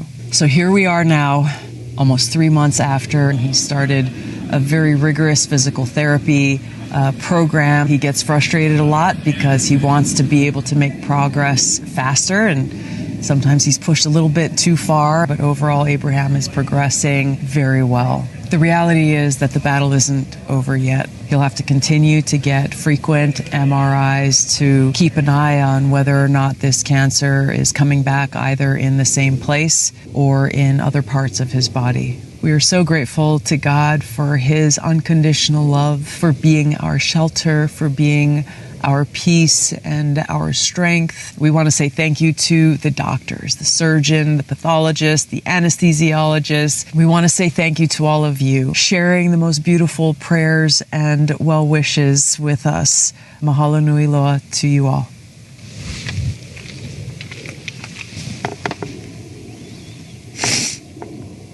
Love you, darling. Love you. Breaking news, we have just learned that the FBI has seized former Congressman Eric Swalwell's electronics, and this happened on Saturday. They took those electronics from him at San Francisco International Airport on Saturday and then from his Washington, D.C. home on Sunday. Eric Swalwell was not detained or arrested, and we're told the federal investigation involves sexual misconduct allegations against him. 2 women who have spoken publicly about sex misconduct allegations against Swalwell we know about. The talented drivers, our universities, and the remarkable individuals who stand in support of my Fostering the Future initiative. The greatest investment America can make is not in technology, infrastructure, or capital markets. It's our children. We are at the beginning of an era defined by artificial intelligence, robotics, and industries that have yet to be imagined. But America's greatest competitive advantage remains in its own people. Tomorrow's leaders are sitting in classrooms today, including those growing up in foster care. Their capability is no less remarkable. Fostering the Future elevates America's youth based on merit and talent, lifting them beyond economic circumstance and every other condition that may limit opportunity. Our mission is simple yet transformational. Provide every young person from the foster care community the chance to earn a college education, launch a meaningful career, and achieve lasting financial independence.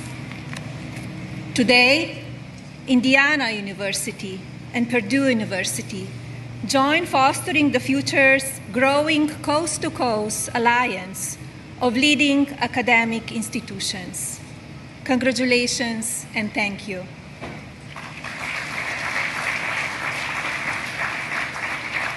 Together, they expand a national network of 26 universities that prepare our foster youth to shape America's growth.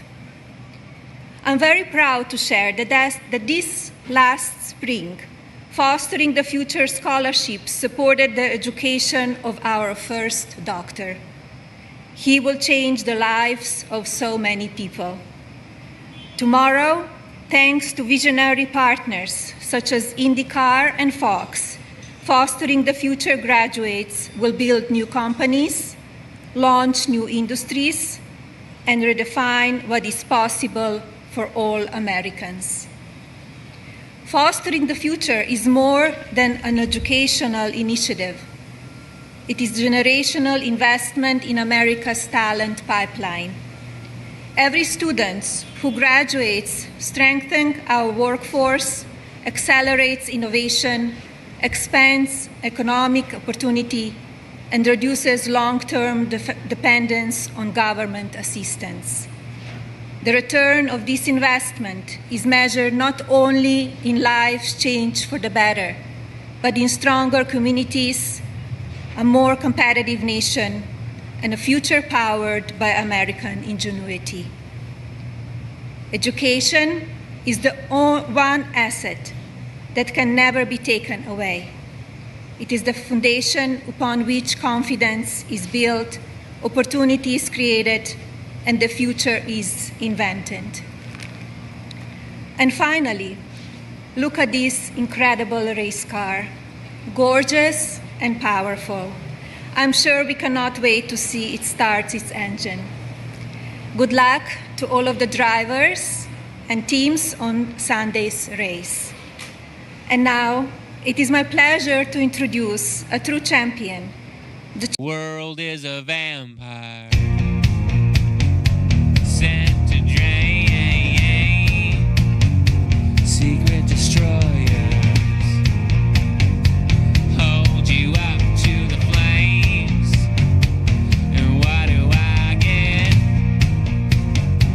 for my pain? Betrayed desires and a piece of the game. Even though I know, I suppose I'll show all my cool and cool like Bull Joe. Despite all my rage, I am still just a renegade. Despite all my rage, I am still just a renegade. And someone will say what is lost can never be saved. Despite all my rage, I am still just a renegade. Now I'm naked,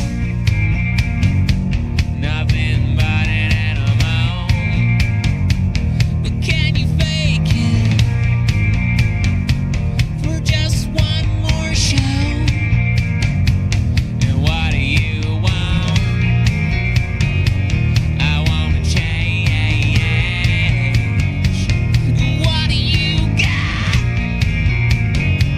when you feel the same? Even though I know, I suppose I'll show all my cool like Bull Joe.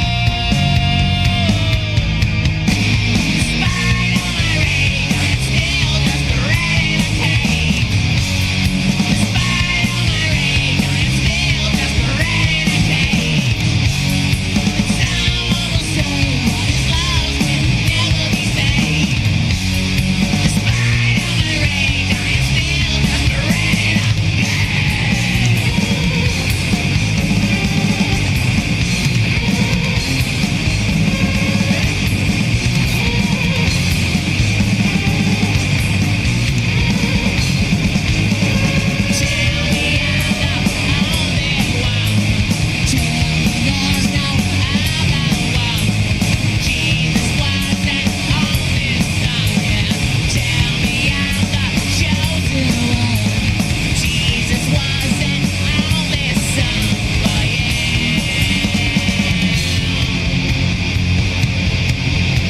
Despite all my rage, I am still just a rat in a cage. Despite all my rage, I am still just a rat in a cage. And someone will say what is lost can never be saved. Despite all my rage, I am still just a rat in a cage. Despite all my rage, I am still just a rat in a Despite all my rage, I am still just a rat in a Despite all my rage, I am still just a rat in a cage. Tell me I'm not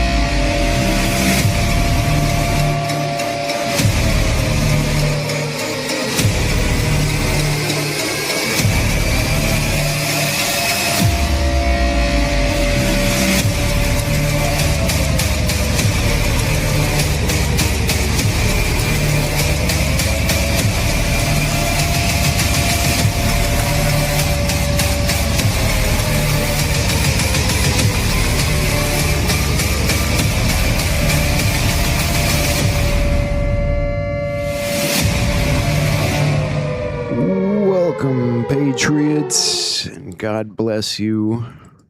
It's good to see you all. It's almost Friday, right? Not quite Friday. So, in all honesty, it's kind of a boring night, but there's a few things I want to look at and talk about with all of you. I'm trying to think where I should jump into things at. Yeah. Good to see you.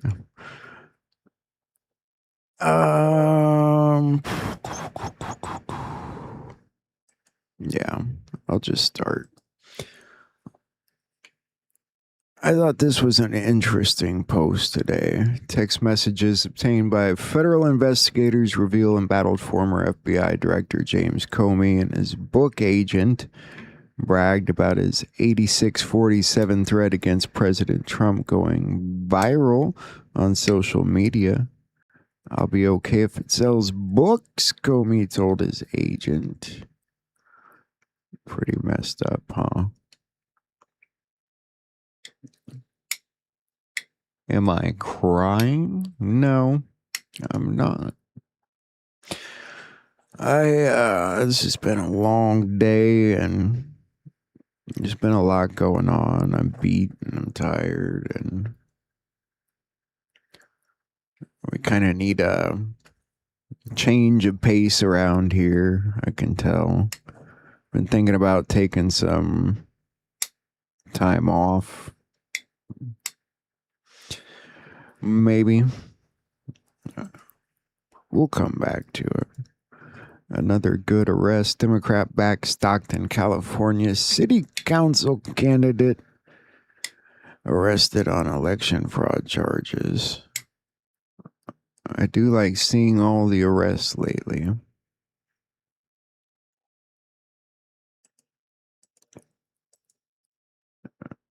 Not sure what's going on here. It was an interesting story in the intro. 4 deputies committed suicide in the past 6 weeks. That's never good. And there's usually something really wrong there. Or maybe they did something wrong. I don't know the situation there. Anybody from that area?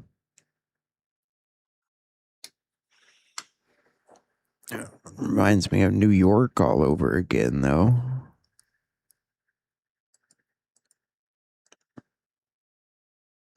Fox News was talking about the debt clock. I showed you that video. Mainly talking about the national debt. I like this post. Presidential disclosure, 113 years. It's hard to believe that the Fed debt money interest scam was able to sabotage America for so long. Yes, you need to finish what I started. They're backed into a corner. Their scheme is played out. Now it's time to end it. If only it was so easy. Somewhat. Yes and no. Stuff seriously makes my brain hurt.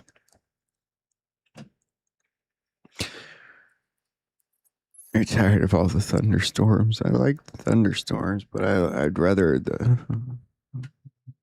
be dry outside so my dogs can play without coming in caked in mud.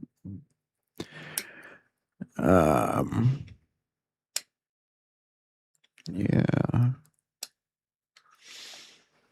All right. Somebody posted this. Is that where I'm at? Yeah.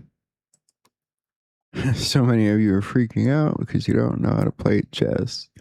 Yeah, I don't either, frankly, but maybe some of you will understand it.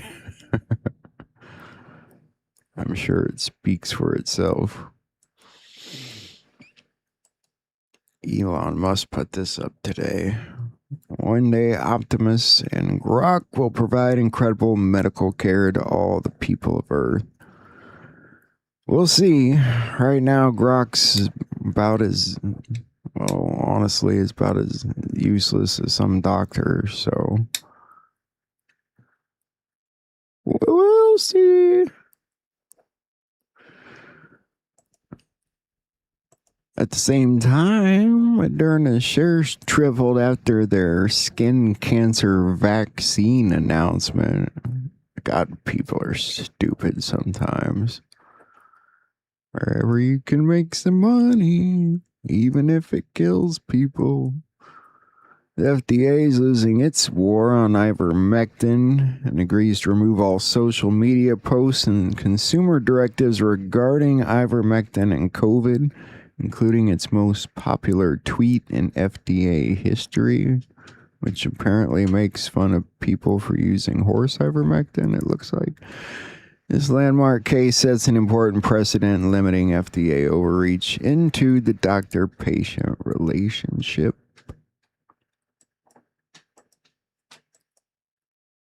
Donaldo posted this. Elon saved the West. God bless Elon Musk. Don't ask me how. I just makes you wonder what's going on there. Actually, I'll come back to Elon. The whiners on the Abraham Lincoln have been relieved by the USS George Washington. Hopefully, they don't have to clog any toilets to get out of duty. Shouldn't speak to that. I don't know what they're going through, but you don't mutiny, by God. Elon Musk just said it. What did he say? Elon Musk said Starlink will have free Wi-Fi. One single account that works with the antenna at your house with free Wi-Fi and also on your cell phone. SpaceX is going to bring you high-speed internet direct from the satellite to your cell phone. When they arrive, you'll be able to watch videos standing in any corner of the planet. This isn't the future, it's already happening.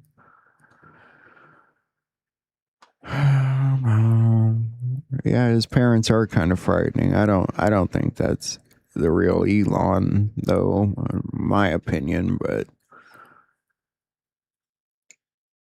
they swapped out a bunch of other people. Why not that? You know, it's funny. It's like it goes back to what the one lady was saying in the intro that worked with Robert Kennedy. She said a lot of them only got rich and powerful because the government gave them a bunch of money. Your money. You made them rich and powerful.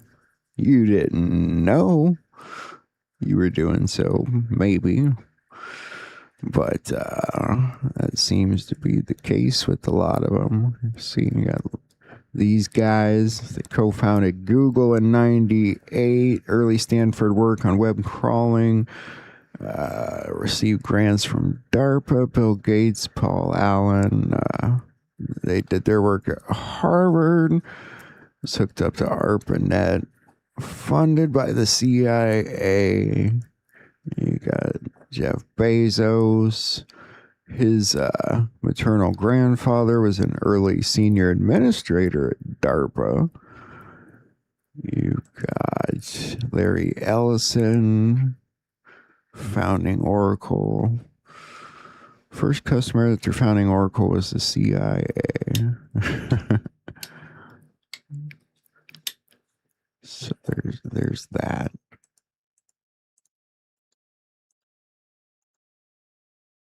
The Ukrainian man arrested in the Nord Stream bombing was detained while working on a Hollywood movie about the pipeline attack, starring Adrian Brody and Sean Penn.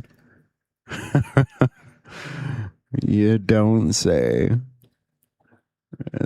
Shouldn't be surprised. I can't stand Sean Penn. Somebody should kick him in the balls so he doesn't reproduce, but that's probably a little bit far, right? It's been a long day. Michael Cohen, we heard about their conversation with each other. Oh, I upset some people. Cohen on relationship with Trump, it's being resuscitated. Melissa wrote, bye Michael Cohen. Yeah, something like that.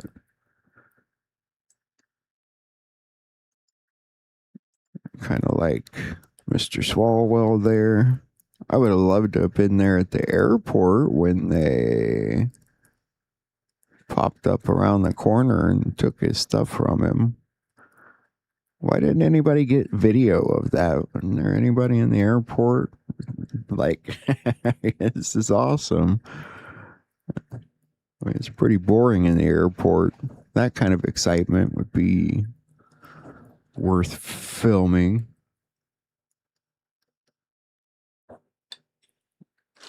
Not that there's really anywhere to plug your phone in at the airport.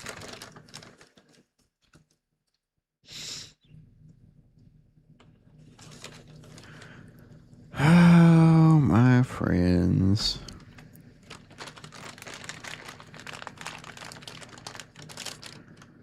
However did we get here?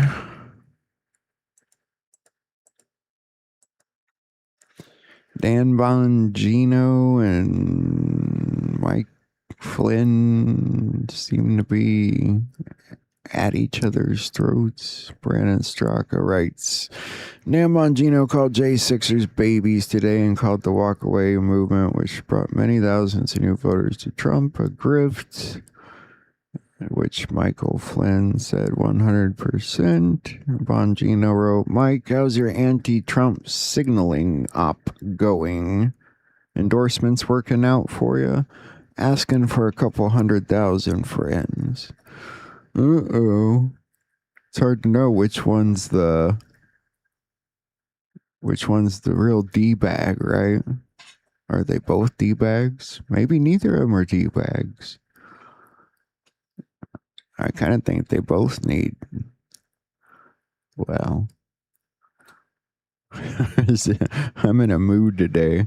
I think they all need whopped upside the head a little bit, but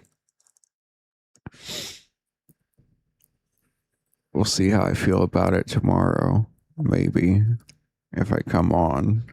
I'm not even sure I'm coming on tomorrow. Anyway, is Mike Flynn intentionally trying to sink Trump or go against Trump? It sure seems that way sometimes. Germany logged 14,000 heat-related deaths this summer. We saw the numbers for June for all of Europe was 16,000. You got 14,000 all summer for Germany. I mean, that's incredible. It's been a weird weather year.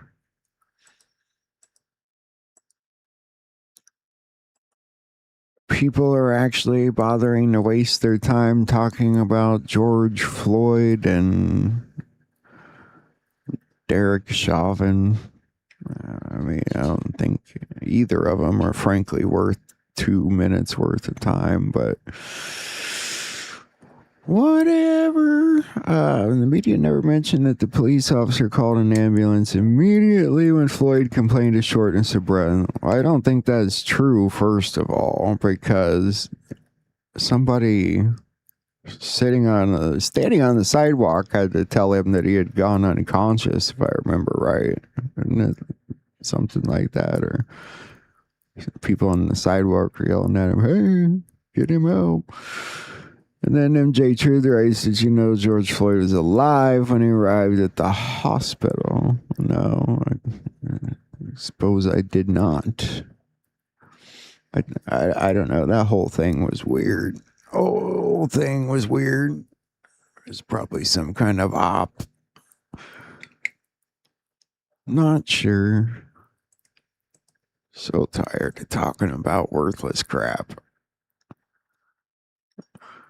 It's one of those days where you feel like politics is worth as much as a penny you left on the train tracks 5 years ago and found in your drawer. And you're like, oh.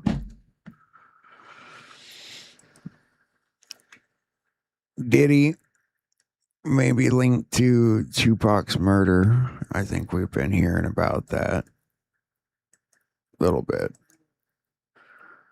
Some posts that I really can't entirely explain.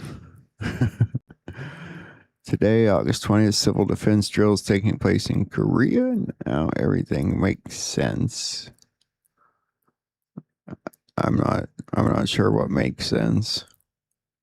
Does it make sense to you?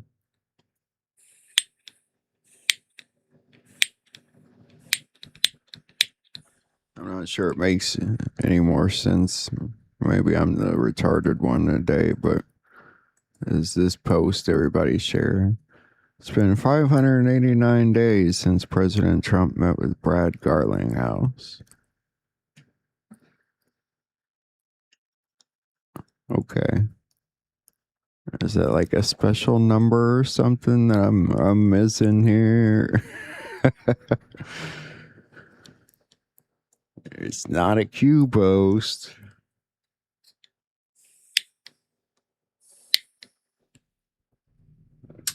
Crap, I need a different one. Small world, is it? I don't know.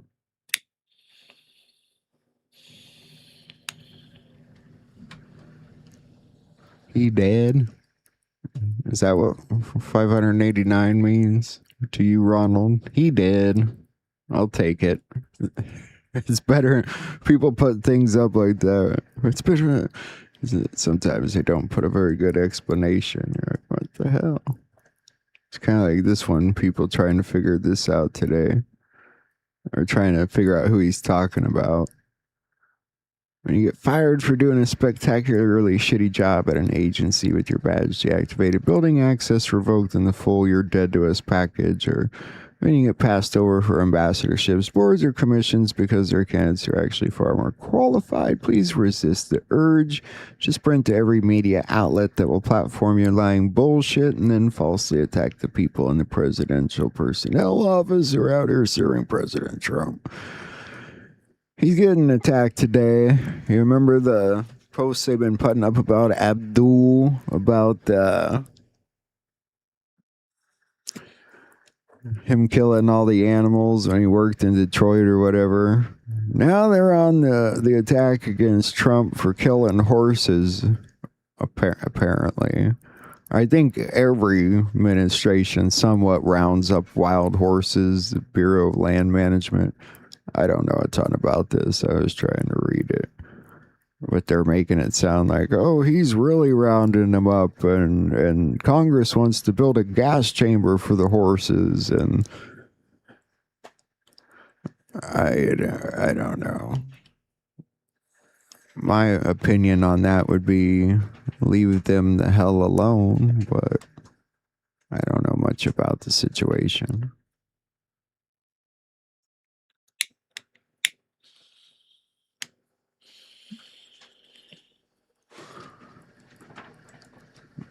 But that's also what the media does, so it's not altogether surprising if they didn't just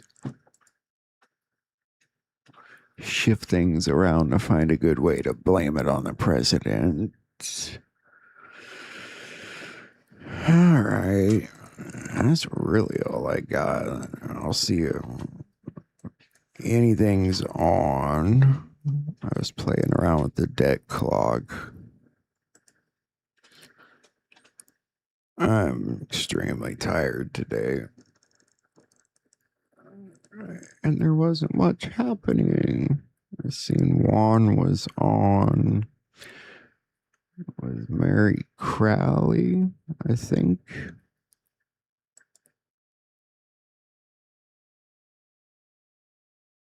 There's a short clip with Ricardo Bozzi, but it's probably an old one.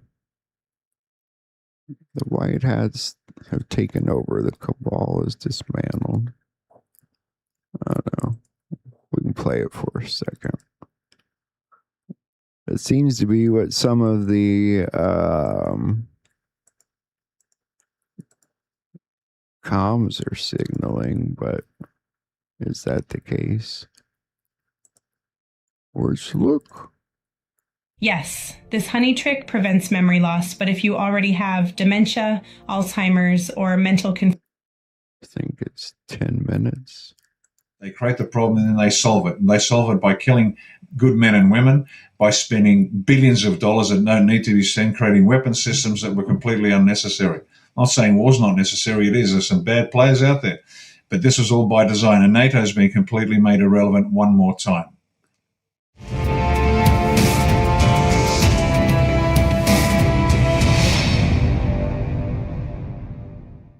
Dismantling the global cabal structure. That's what we've been watching for 10 years. So if you wouldn't mind, I'm going to run you through a few things, Ricardo. You'll get the gist of this in a moment. If you can be brief on each of these, because I got like 6 or 7 points to have you comment on. Describe what we've accomplished. What is the relationship and let's say the White Hats good against the, describe the relationship and current status of the following. We'll begin with the media. What have we accomplished? What is the relationship and status of media today as opposed to, say, 10 or 15 years ago? Media is under White Hat control. They are running narratives to advance the White Hat narrative. They are allowing the Black Hat narratives to continue in order to demonstrate to the people what was intended. That's it. Thank you. Let's move on to the Federal Reserve and the central bank. Might as well throw the IRS in there. They're all in there together. The Fed, the central bank, the IRS. Relationship changes, status. What's your take on that? The truth. Once again, all those unlawful and unjust and immoral organizations have been under control for some time, and they have been used to transition the world intellectually from one place to another in terms of who controls the money and why and how, and what's going to be happening. And DJT has been progressively revealing the corruption of the individuals and the processes in all of those organizations, whether it's the Fed or the IRS and all the others, USAID and the rest. So it's that getting people accustomed to the idea that these corrupted organizations, A, they are corrupt, and B, they don't represent the good of the people, taken down. And they're being used actively to disassemble themselves in front of the people. Thank you. To our viewers, this is the 40,000-foot view summary of where we've been and where we are and what we've accomplished on just some of the things I'm raising here with Ricardo. So very valuable. Let's tap your mind. Iran, same question. Relate status, what's been accomplished? Sure, at the lower level, and this is the lower level, Iran was always under the control of the City of London, and it used that choke point at the Strait of Hormuz to allegedly control the flow of oil and the wealth of nations. It was a control mechanism, and that's the lowest level. If people think that's strategic, no, that's at the very lowest level. The naval warfare is always about choke points. Your own great naval theoretician, Alfred Thayer Mahan, wrote about this nearly a century ago, over a century ago. And that's all it is. It's choke points. So what's happened there? That choke point has now been freed. It's no longer under Iranian control, which means it's no longer under the City of London's control, which means the economies that relied upon that 20% of seaborne oil that came through the strait are now no longer under the control of the City of London, but they are under the control of somebody else who's making sure that the oil gets through, that reserves are being built up. At the higher level, we're now talking the history of Iran and its role in the history of the planet, which involves portals, interdimensional travel, and certain bloodlines, let's say, that have been running the planet for many, many, many years, and everything in between. Thank you very much. I took a note. You know, folks, Off-World with JMC, watch the episode. Dr. Saleh and Colonel Lennox talked about that, Ricardo, about the portals in Iran in further detail, as well as time travel. We spent a lot of time on that. In fact, we'll run a clip in a minute. It dovetails perfectly into OPEC. Same question, relationship, accomplishments. What's happening with OPEC now that the world has changed? Yeah, OPEC is no longer relevant. Again, it was a control mechanism, a fake control mechanism by City of London to continue to control oil, which controlled the strength of economies. And that was just made irrelevant. Once again, DJT, to use the analogy, he's a businessman. He's not a soldier. Soldiers like me like breaking things and then walking away. DJT just builds a better burger and opens up opposite his competition and then draws the competition to him.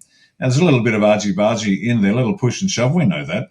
But OPEC's now an irrelevance, and always was an irrelevance. It was a fake control mechanism, allegedly. This collection of the oil producers controlling had nothing to do with them. They were just following orders. The cabalists controlled it all, and that is an indicator that the cabal no longer controls the system. Having said that, it's not going to be let loose just yet, because we need to reestablish new norms within the planet, which has been done by the DJT and the White Hats. New norms are being established, so the predictability of supply, a very simple thing like that, predictability of supply is there to underpin success of ventures and entrepreneurs and to reduce sovereign risk, which is critical. Thank you. That takes us to, I just got three more. I could have added 300 to the list, but time is of the essence. NATO, same question. Where are we at? Relationship? What changes have been made? Oh, this is superb. As a soldier, I love watching NATO get it in the neck. I was always concerned about NATO's quasi-sovereign state power that it wielded over Europe. Completely inappropriate, completely wrong. Militaries of all stripes should be subject to civilian law, and the civil law must be predicated on the will of the people. It's pretty straightforward stuff, but NATO was a power unto itself. Once again, an arm of the City of London. It created problems in order to fix problems. There's nothing new in that. Problem, reaction, solution. We're all familiar with the process. They create the problem and then they solve it. And they solve it by killing good men and women, by spending billions of dollars that don't need to be spent, creating weapon systems that were completely unnecessary.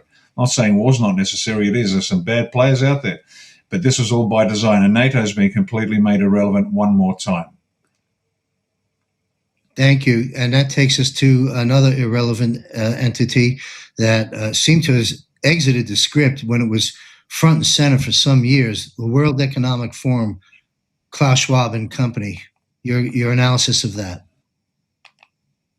Yeah, Klaus and his mates were taken out some time ago, but they allowed the story to continue rolling. But they were replaced. I mean, you saw those glorious pictures of DJT elbowing his way through and being rude to the Europeans, and then at the World Economic Forum, basically telling them that their plan was not going to work, and he had a better plan and it was going to implement it. And so that's gone. And even the idea that the World Economic Forum should run the world, as if that's the sole metric by which we measure success, the economy. How insane is that? But once again, it appealed to the avarice, the greed, the appetites of despicable people rather than actually anything else. And that isn't irrelevant. It's gone. It's finished. And we are moving very quickly into the new world. Not the one they ordered, a better one. Yeah, you bet. Thank you. Back to the WEF for a minute. We remember Trump recently, President Trump, I think it was a G7 meeting or something of the sort, where he walked in and said, "I'm the boss." Well, as we see with the WEF neutering, meet the new boss, not the same as the old boss. And thank goodness for that. That takes us to the United Nations. We'll just end it off there on your analysis. And folks, really, this has been very valuable, as I knew it would be, having Ricardo give us a soundbite of what's been done, where we're at on these important proxy entities that have made life miserable for all of us in the world. The United Nations, let's close out with that one, sir. Okay, this is the burger analogy one more time. Donald Trump, what's he done? He's built the Board of Peace. Why? Because the UN couldn't do the job. It's as simple as that. And for those who don't know, the UN was essentially run by the OIC. That's not the International Olympic Committee. That's the IOC. The OIC is the Organization of Islamic Cooperation. They ran the UN. They, in their rules, it's right there for everybody to see that things like human rights are subject to Sharia law. And so you've got an Islamic organization that puts Sharia law above everything else, running the United Nations, that is now allowed to be, it's withered on the vine, and the glorious part where DJT ceased to fund it, and they're going broke.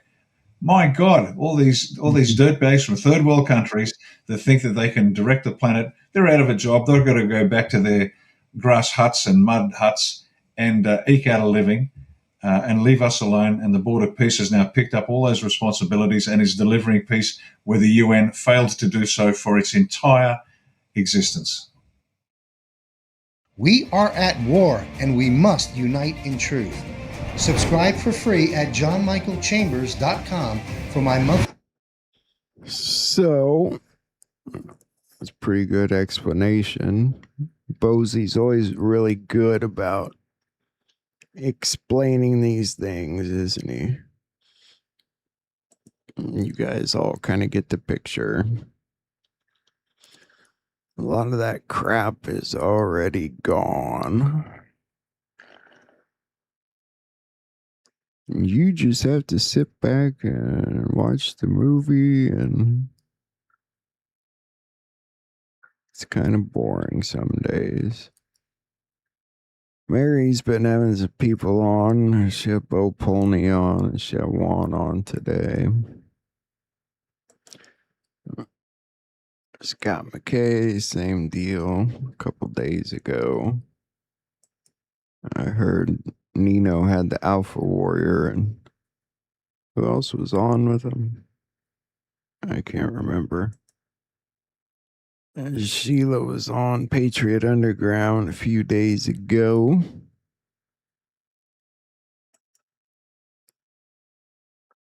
I haven't seen anything new from SG&R. There's Gene. Not much new. Francine had Derek on 2 days ago, and then Bo Polney on right after that.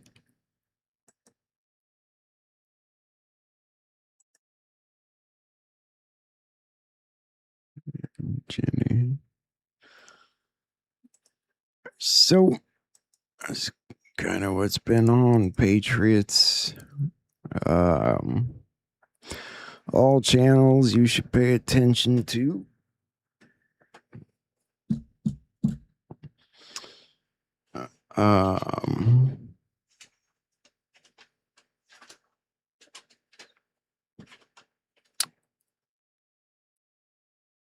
We'll see what happens tomorrow. I'm not going to promise it'll be on tomorrow. I think we all need a break, maybe, but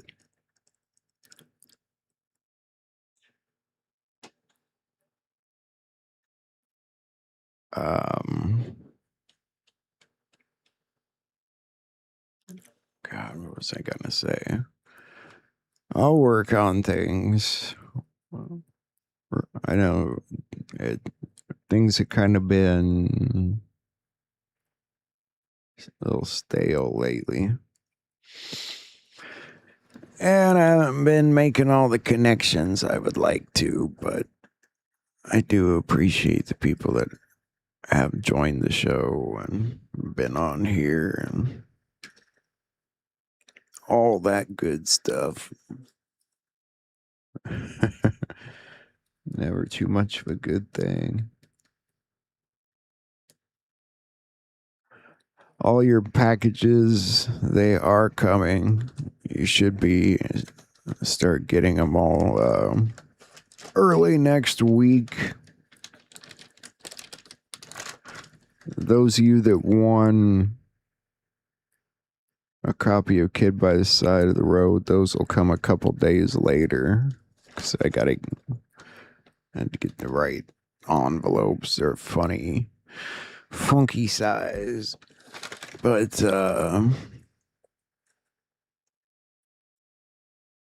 yeah. I try to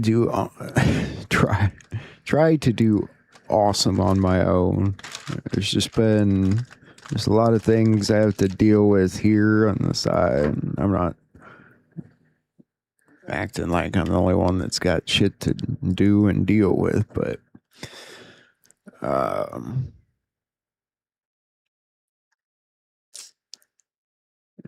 know,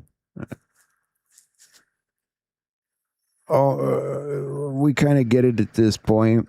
I know we're kind of looking at the same things every day, and there's new arrests and stuff happening every day. I try and show you guys, but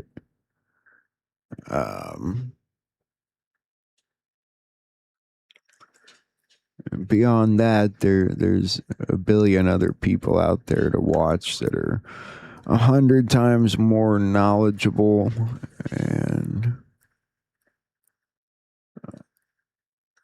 really at the end of the day, what's important is that everybody tries to stay united.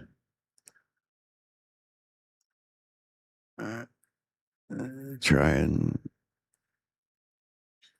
just be respectful of what's going on, the things even we don't understand. Video captures plane hitting a Pennsylvania State Police helicopter in midair 2 hours ago. Pennsylvania. Another crash, huh? Camera there, a small plane slamming into a police helicopter yesterday at an airport outside the state capital of Harrisburg. The video, as you may imagine, hard to watch. Here's CBS's Michael George. It happened in an instant.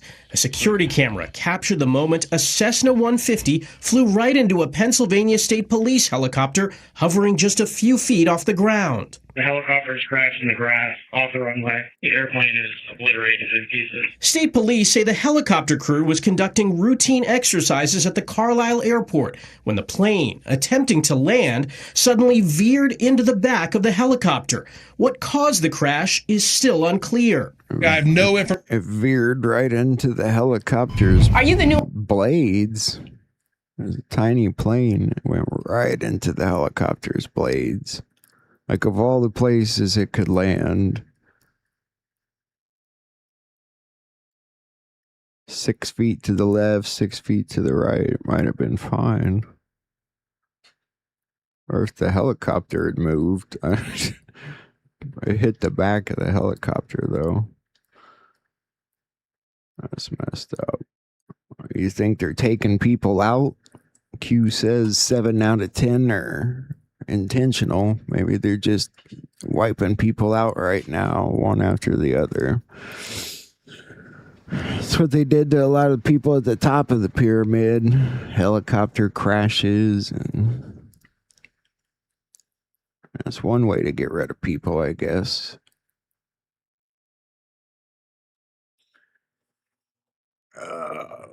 So, yeah.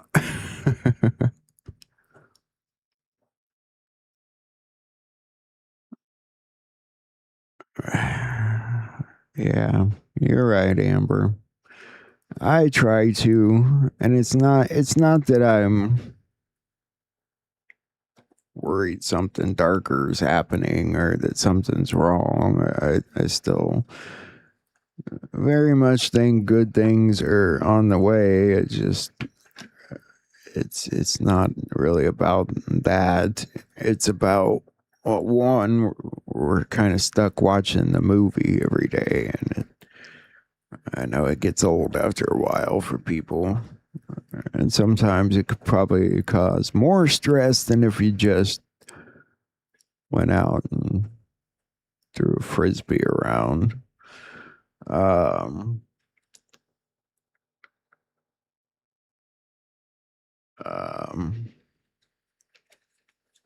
Aside from that, it's just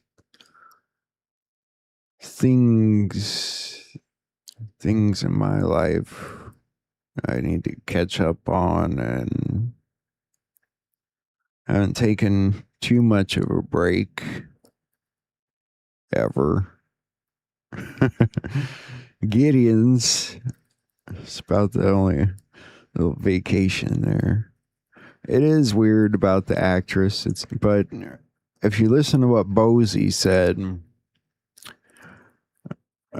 like the media, it's in the white hat hands. I've been telling you that for a long time. And it's hard for people to believe that because they don't understand why they still see leftists and shitty things. Same goes for people like that young girl.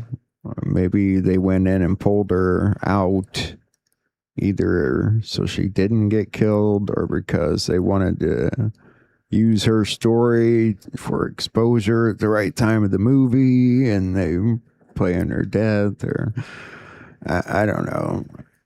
Your guess is as good as mine for about any news story right now that you see.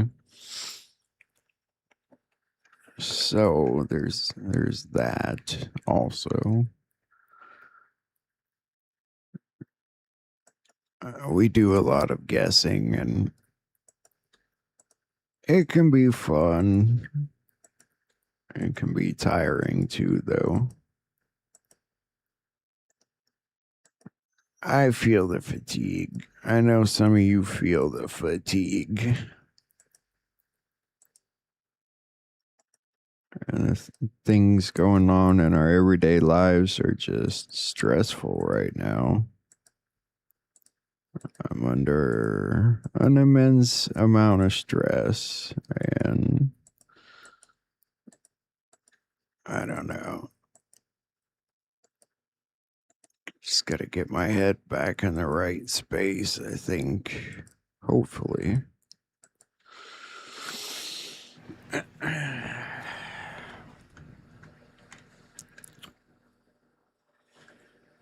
I was thinking about doing something for the 9/11 anniversary coming up, because I remember about 10 years back, my daughter asking me what 9/11 was, because I think she was about 11 or 12, and they were starting to learn about it in school.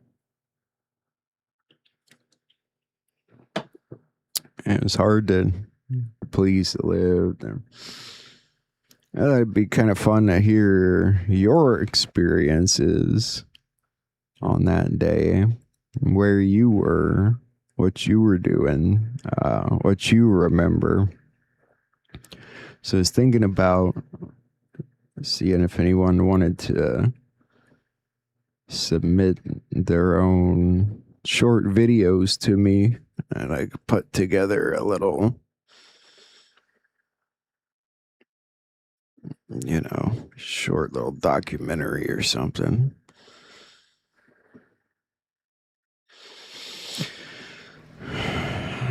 Telling everyone what was fake, Amber.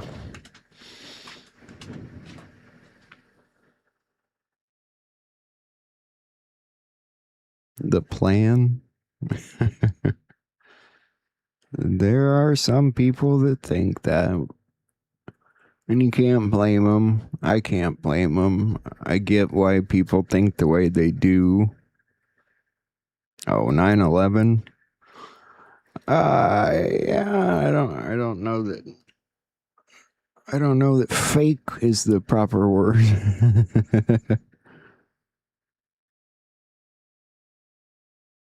But anyway, if any of you are interested in doing that, comfortable enough to, you could do it on your phone and send it to me for all I care. You can email it or text it or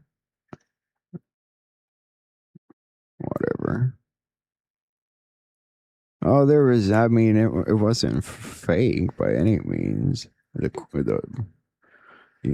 Like everything, you got to look at the purpose, whether it wasn't simply about covering up things and money and things. I think it was also about implementing certain things. I think it was something they planned. Sounds like they may have planned on doing it since the moment they built the damn thing, but I don't know. Like they were always meant to come down. No, kids aren't taught very much about it. They're taught the basic story, hijackers, but it's also hard to try and explain to a 12-year-old, and I'm not saying what I'm gonna put together is somehow gonna like be for kids or help kids explain it. I just thought it would be something cool for people to look back on at some point. I was 15, just a few weeks away from my 16th birthday on 9/11. I think I'd started my sophomore year about a month before that. The week prior to 9/11, a lot of people were talking about the upcoming homecoming dance, who they were taking to the dance, things like that. But everything changed after that.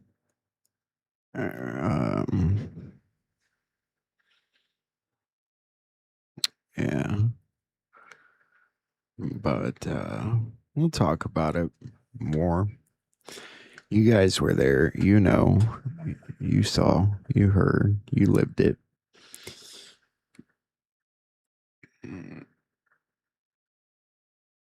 I don't know. I thought it'd be fun to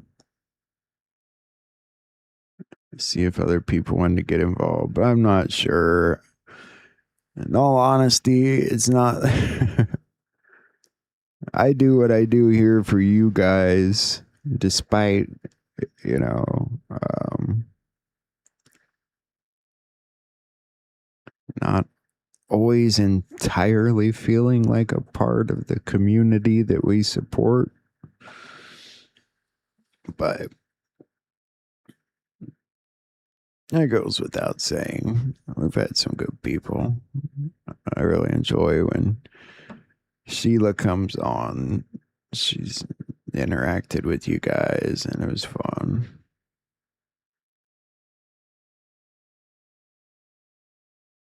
Nutritional diet.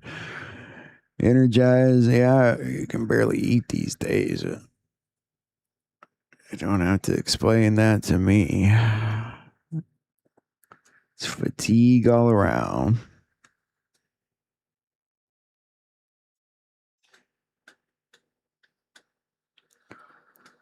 I don't know. I never wanted it, you know, to necessarily be like, but I'd like to, I thought we'd see more open unity where everybody was more inviting of each other. It's not always that way. Where's my dog? One of them's here. Usually the other two around here somewhere. There's one in there. They're mad because I have boxes sitting on the one of the chairs. They're kind of mad at me.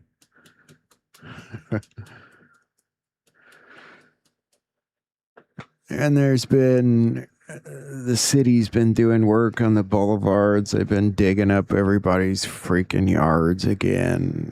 It's just been a pain in the ass. They left a mess out there that looks like I'll have to clean up.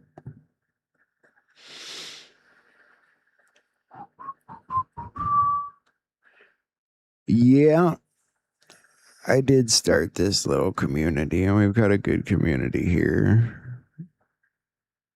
And that's all that matters. What we do is all that matters. And we'll be fine. But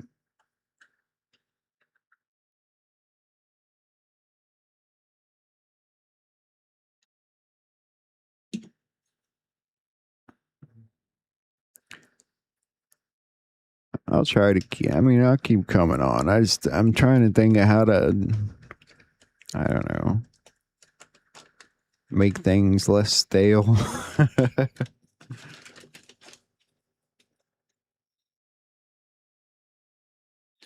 Maybe I'm just having a black kind of day.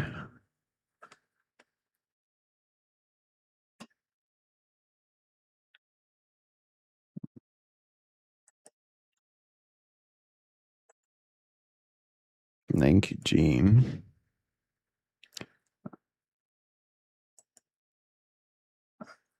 I thought the video we watched last night was pretty hopeful about the energy stuff.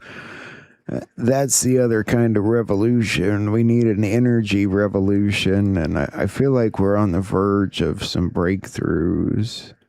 Even if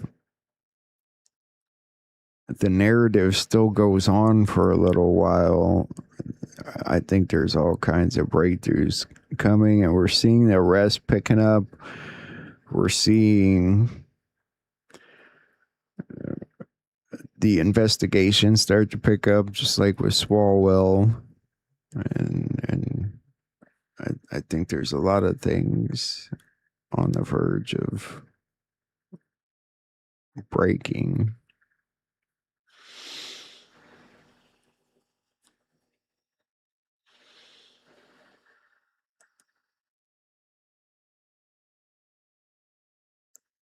So, stay positive.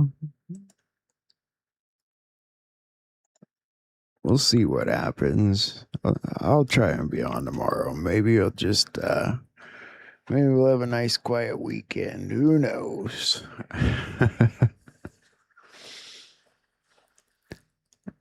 I like to study God's Word too. I just haven't had time. I haven't had time. I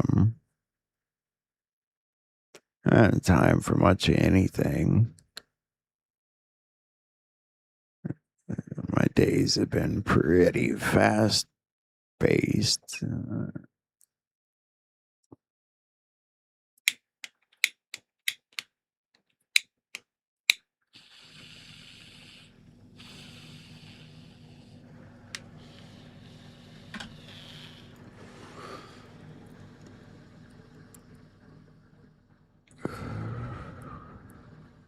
Yeah, my channel never seems to give people the alerts it's supposed. It should give people some alerts. Things have slowed down a little bit, and that's all good.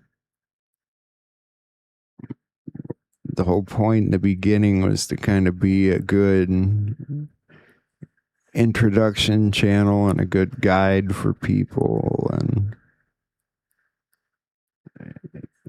you know, I tried to teach you guys about a lot of the channels out there and people to pay attention to and places to look for things and how to pay attention to the stories. Yeah, I was kind of late today.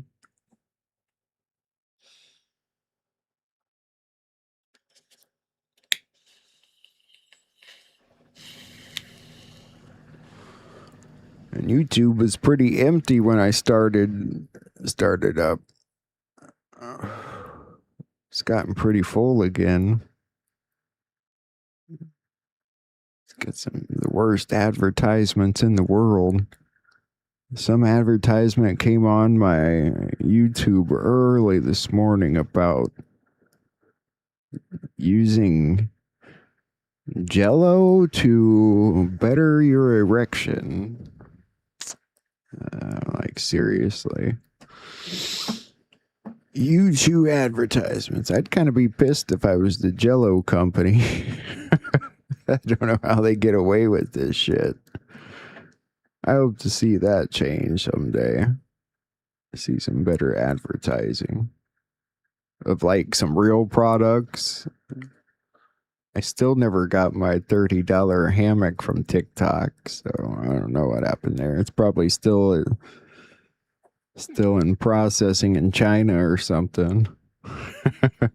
But that's the problem with those companies. You buy something from them and they connect you to another company, and you have no idea where your money's going even. And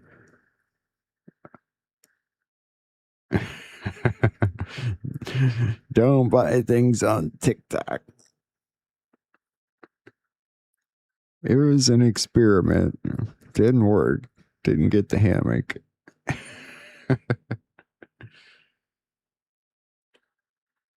when did I start up?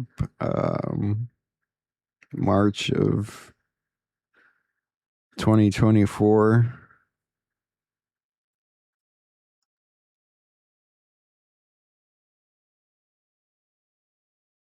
I mean, I've been following all this stuff for a long time, but I don't know.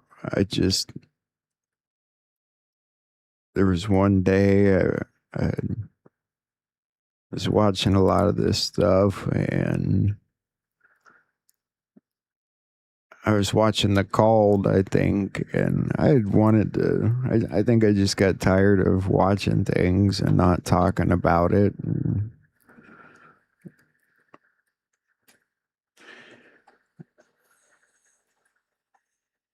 I thought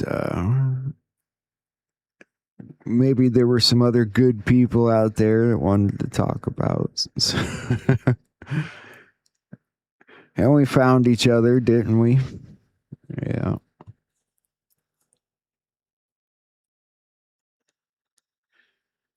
I need a little rest. Blame it on China. They didn't send my hammock, so no good place to rest.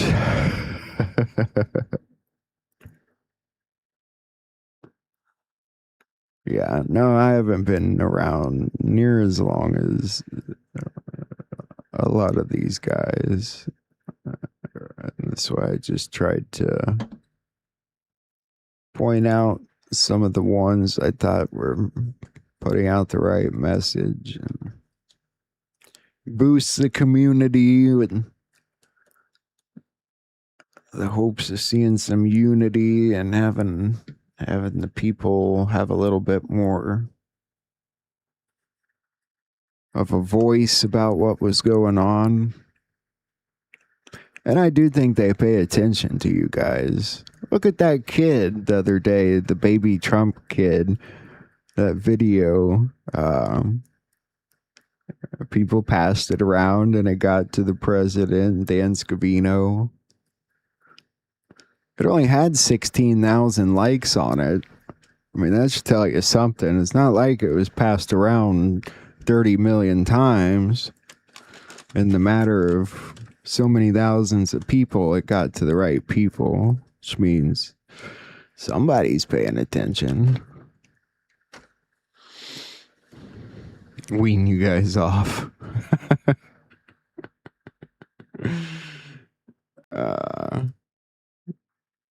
I'm not pulling a disappearing act. I'm just talking about like coming on every other day or just a little less here and there so I can catch up on some things. Give everybody some time to take their minds off of it. I don't know, maybe people don't want to. That's fine. We'll just keep coming on then.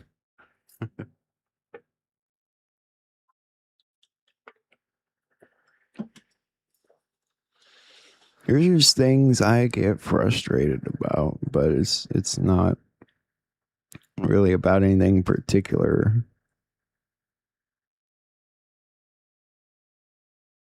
The whole lights out EAS. It's hard to know.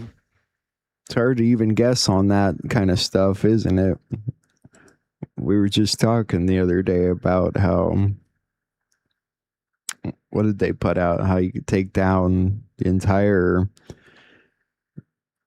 electric grid of the United States by hitting 3 very specific areas.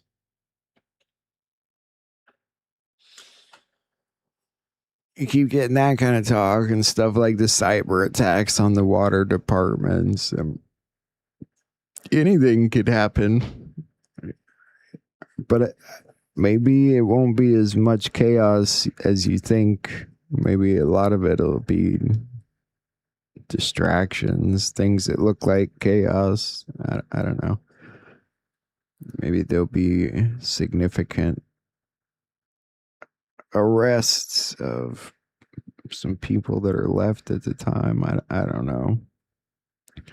I don't know what they're whipping up, but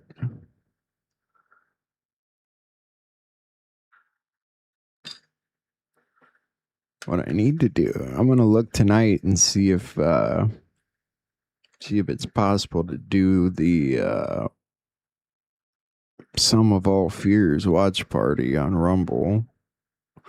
Maybe we'll get to do that this weekend. It'd be kind of fun. Saves your sanity. Yeah, I know what you mean about that too. It was also important that I wanted to try and talk about different things in different ways. I watched these guys for years, and some of them were just kind of, they weren't blackbilling people, but I mean, like 5 years ago, they were telling you to get ready for the EAS. They weren't calling it the EBS or anything like that back then, but, you know, people were still talking about it. You better stock up. You better prepare. Like, I didn't want to do that to people. I didn't want to just come on and be like, yep, what they said, stock up on shit. Be ready. Be ready for what? That's what I wanted to know. So here we are, 2026. How did we get here?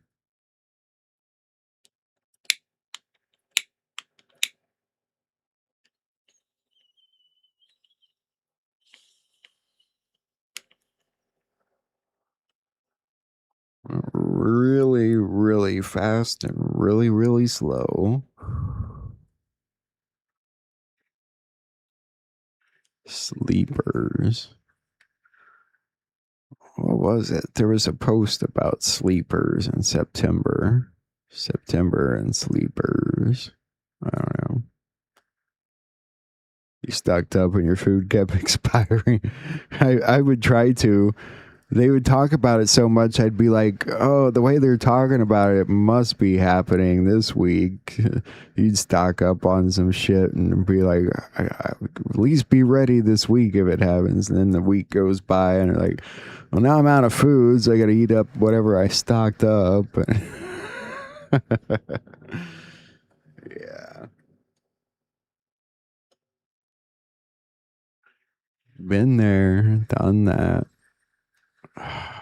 Man, I feel like shit today. I feel off. Felt off all day today.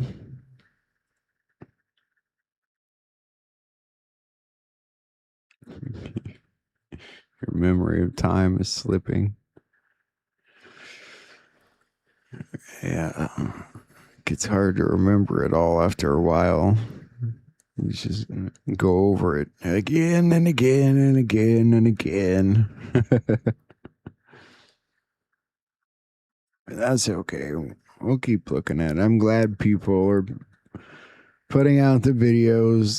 Even like the little 10-minute video from Bozy and John Michael Chambers. That little 10-minute video said so much, didn't it? World Economic Forum, gone.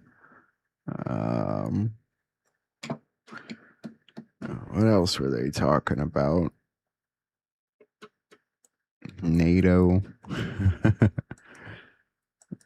You could see they're heating up things again between Russia and some of the Eastern European NATO countries. They accused Russia of attacking a school again. Yeah. It's kind of lame. Gets a little bit lame after a while. They just need to, I'm sure you guys have watched a good movie in your day. Trying to watch the same movie for the same 10-year period and drive anybody nuts. There's not even any dragons in this show.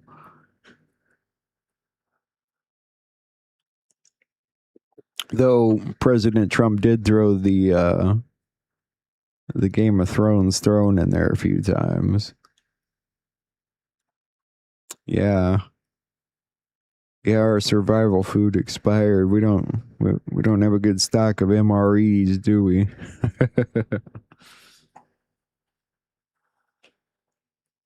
Just the RAMENs, the ramen rations.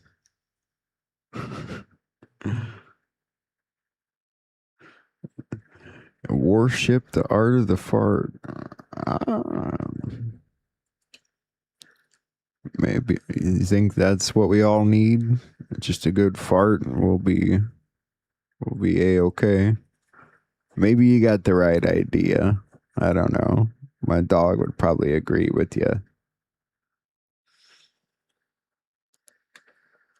Yeah.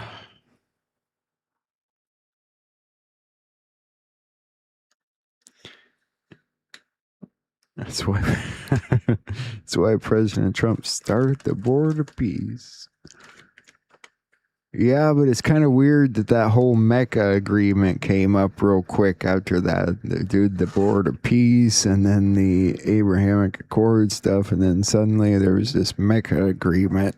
I don't know what it's about or why they needed it. They clearly needed it for something.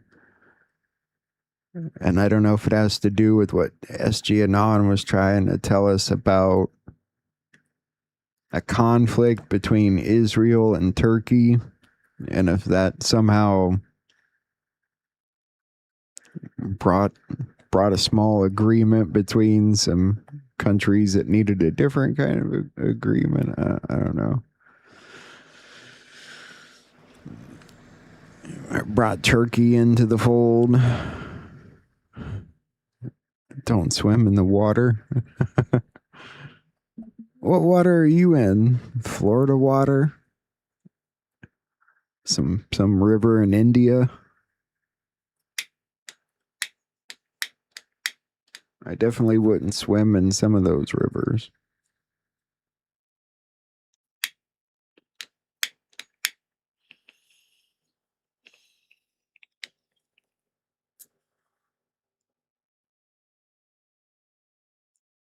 Susan's got the right idea.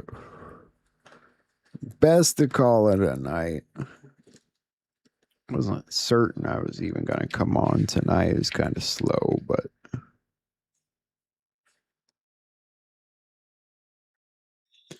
God is always with you, for men are not cast off by the Lord forever. Though he brings grief, he also shows compassion. There are some people who believe that they are totally alone in this world. They feel that they have no one to turn to for help and comfort in times of trouble. Although it's true that some people do not enjoy the warmth of a family life or the company of intimate friends, it does not mean that they're alone, because God is always with us. He even says, "Surely I am with you always, to the very end of the age." So if you feel all alone, turn to Jesus this very moment and remember that he will never leave you nor forsake you.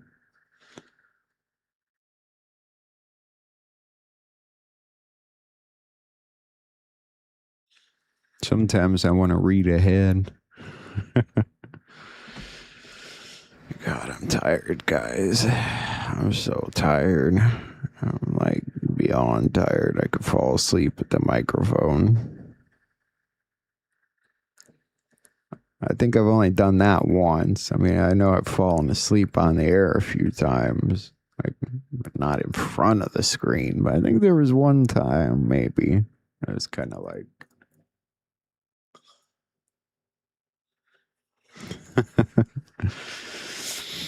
I bet nobody else has done that on YouTube.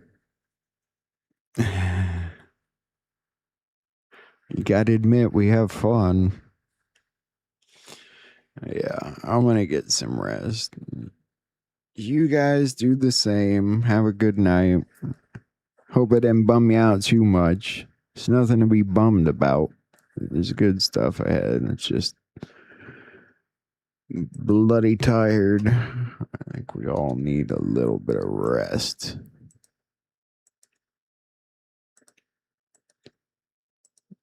I'll come on tomorrow. We'll see what's happening, and I want to see if I can do some watch parties from Rumble. That'd be kind of fun. Anyway. Are you saying I'm slow, Carol? I kind of am. Your time machine's going crazy? That's never good. You let me borrow it sometime. If not, I'm just going to have to go watch reruns of Bill and Ted. Yeah. All right, guys. Love you guys. Thank you for showing up and chilling tonight. We'll move forward one way or the other. Only forward.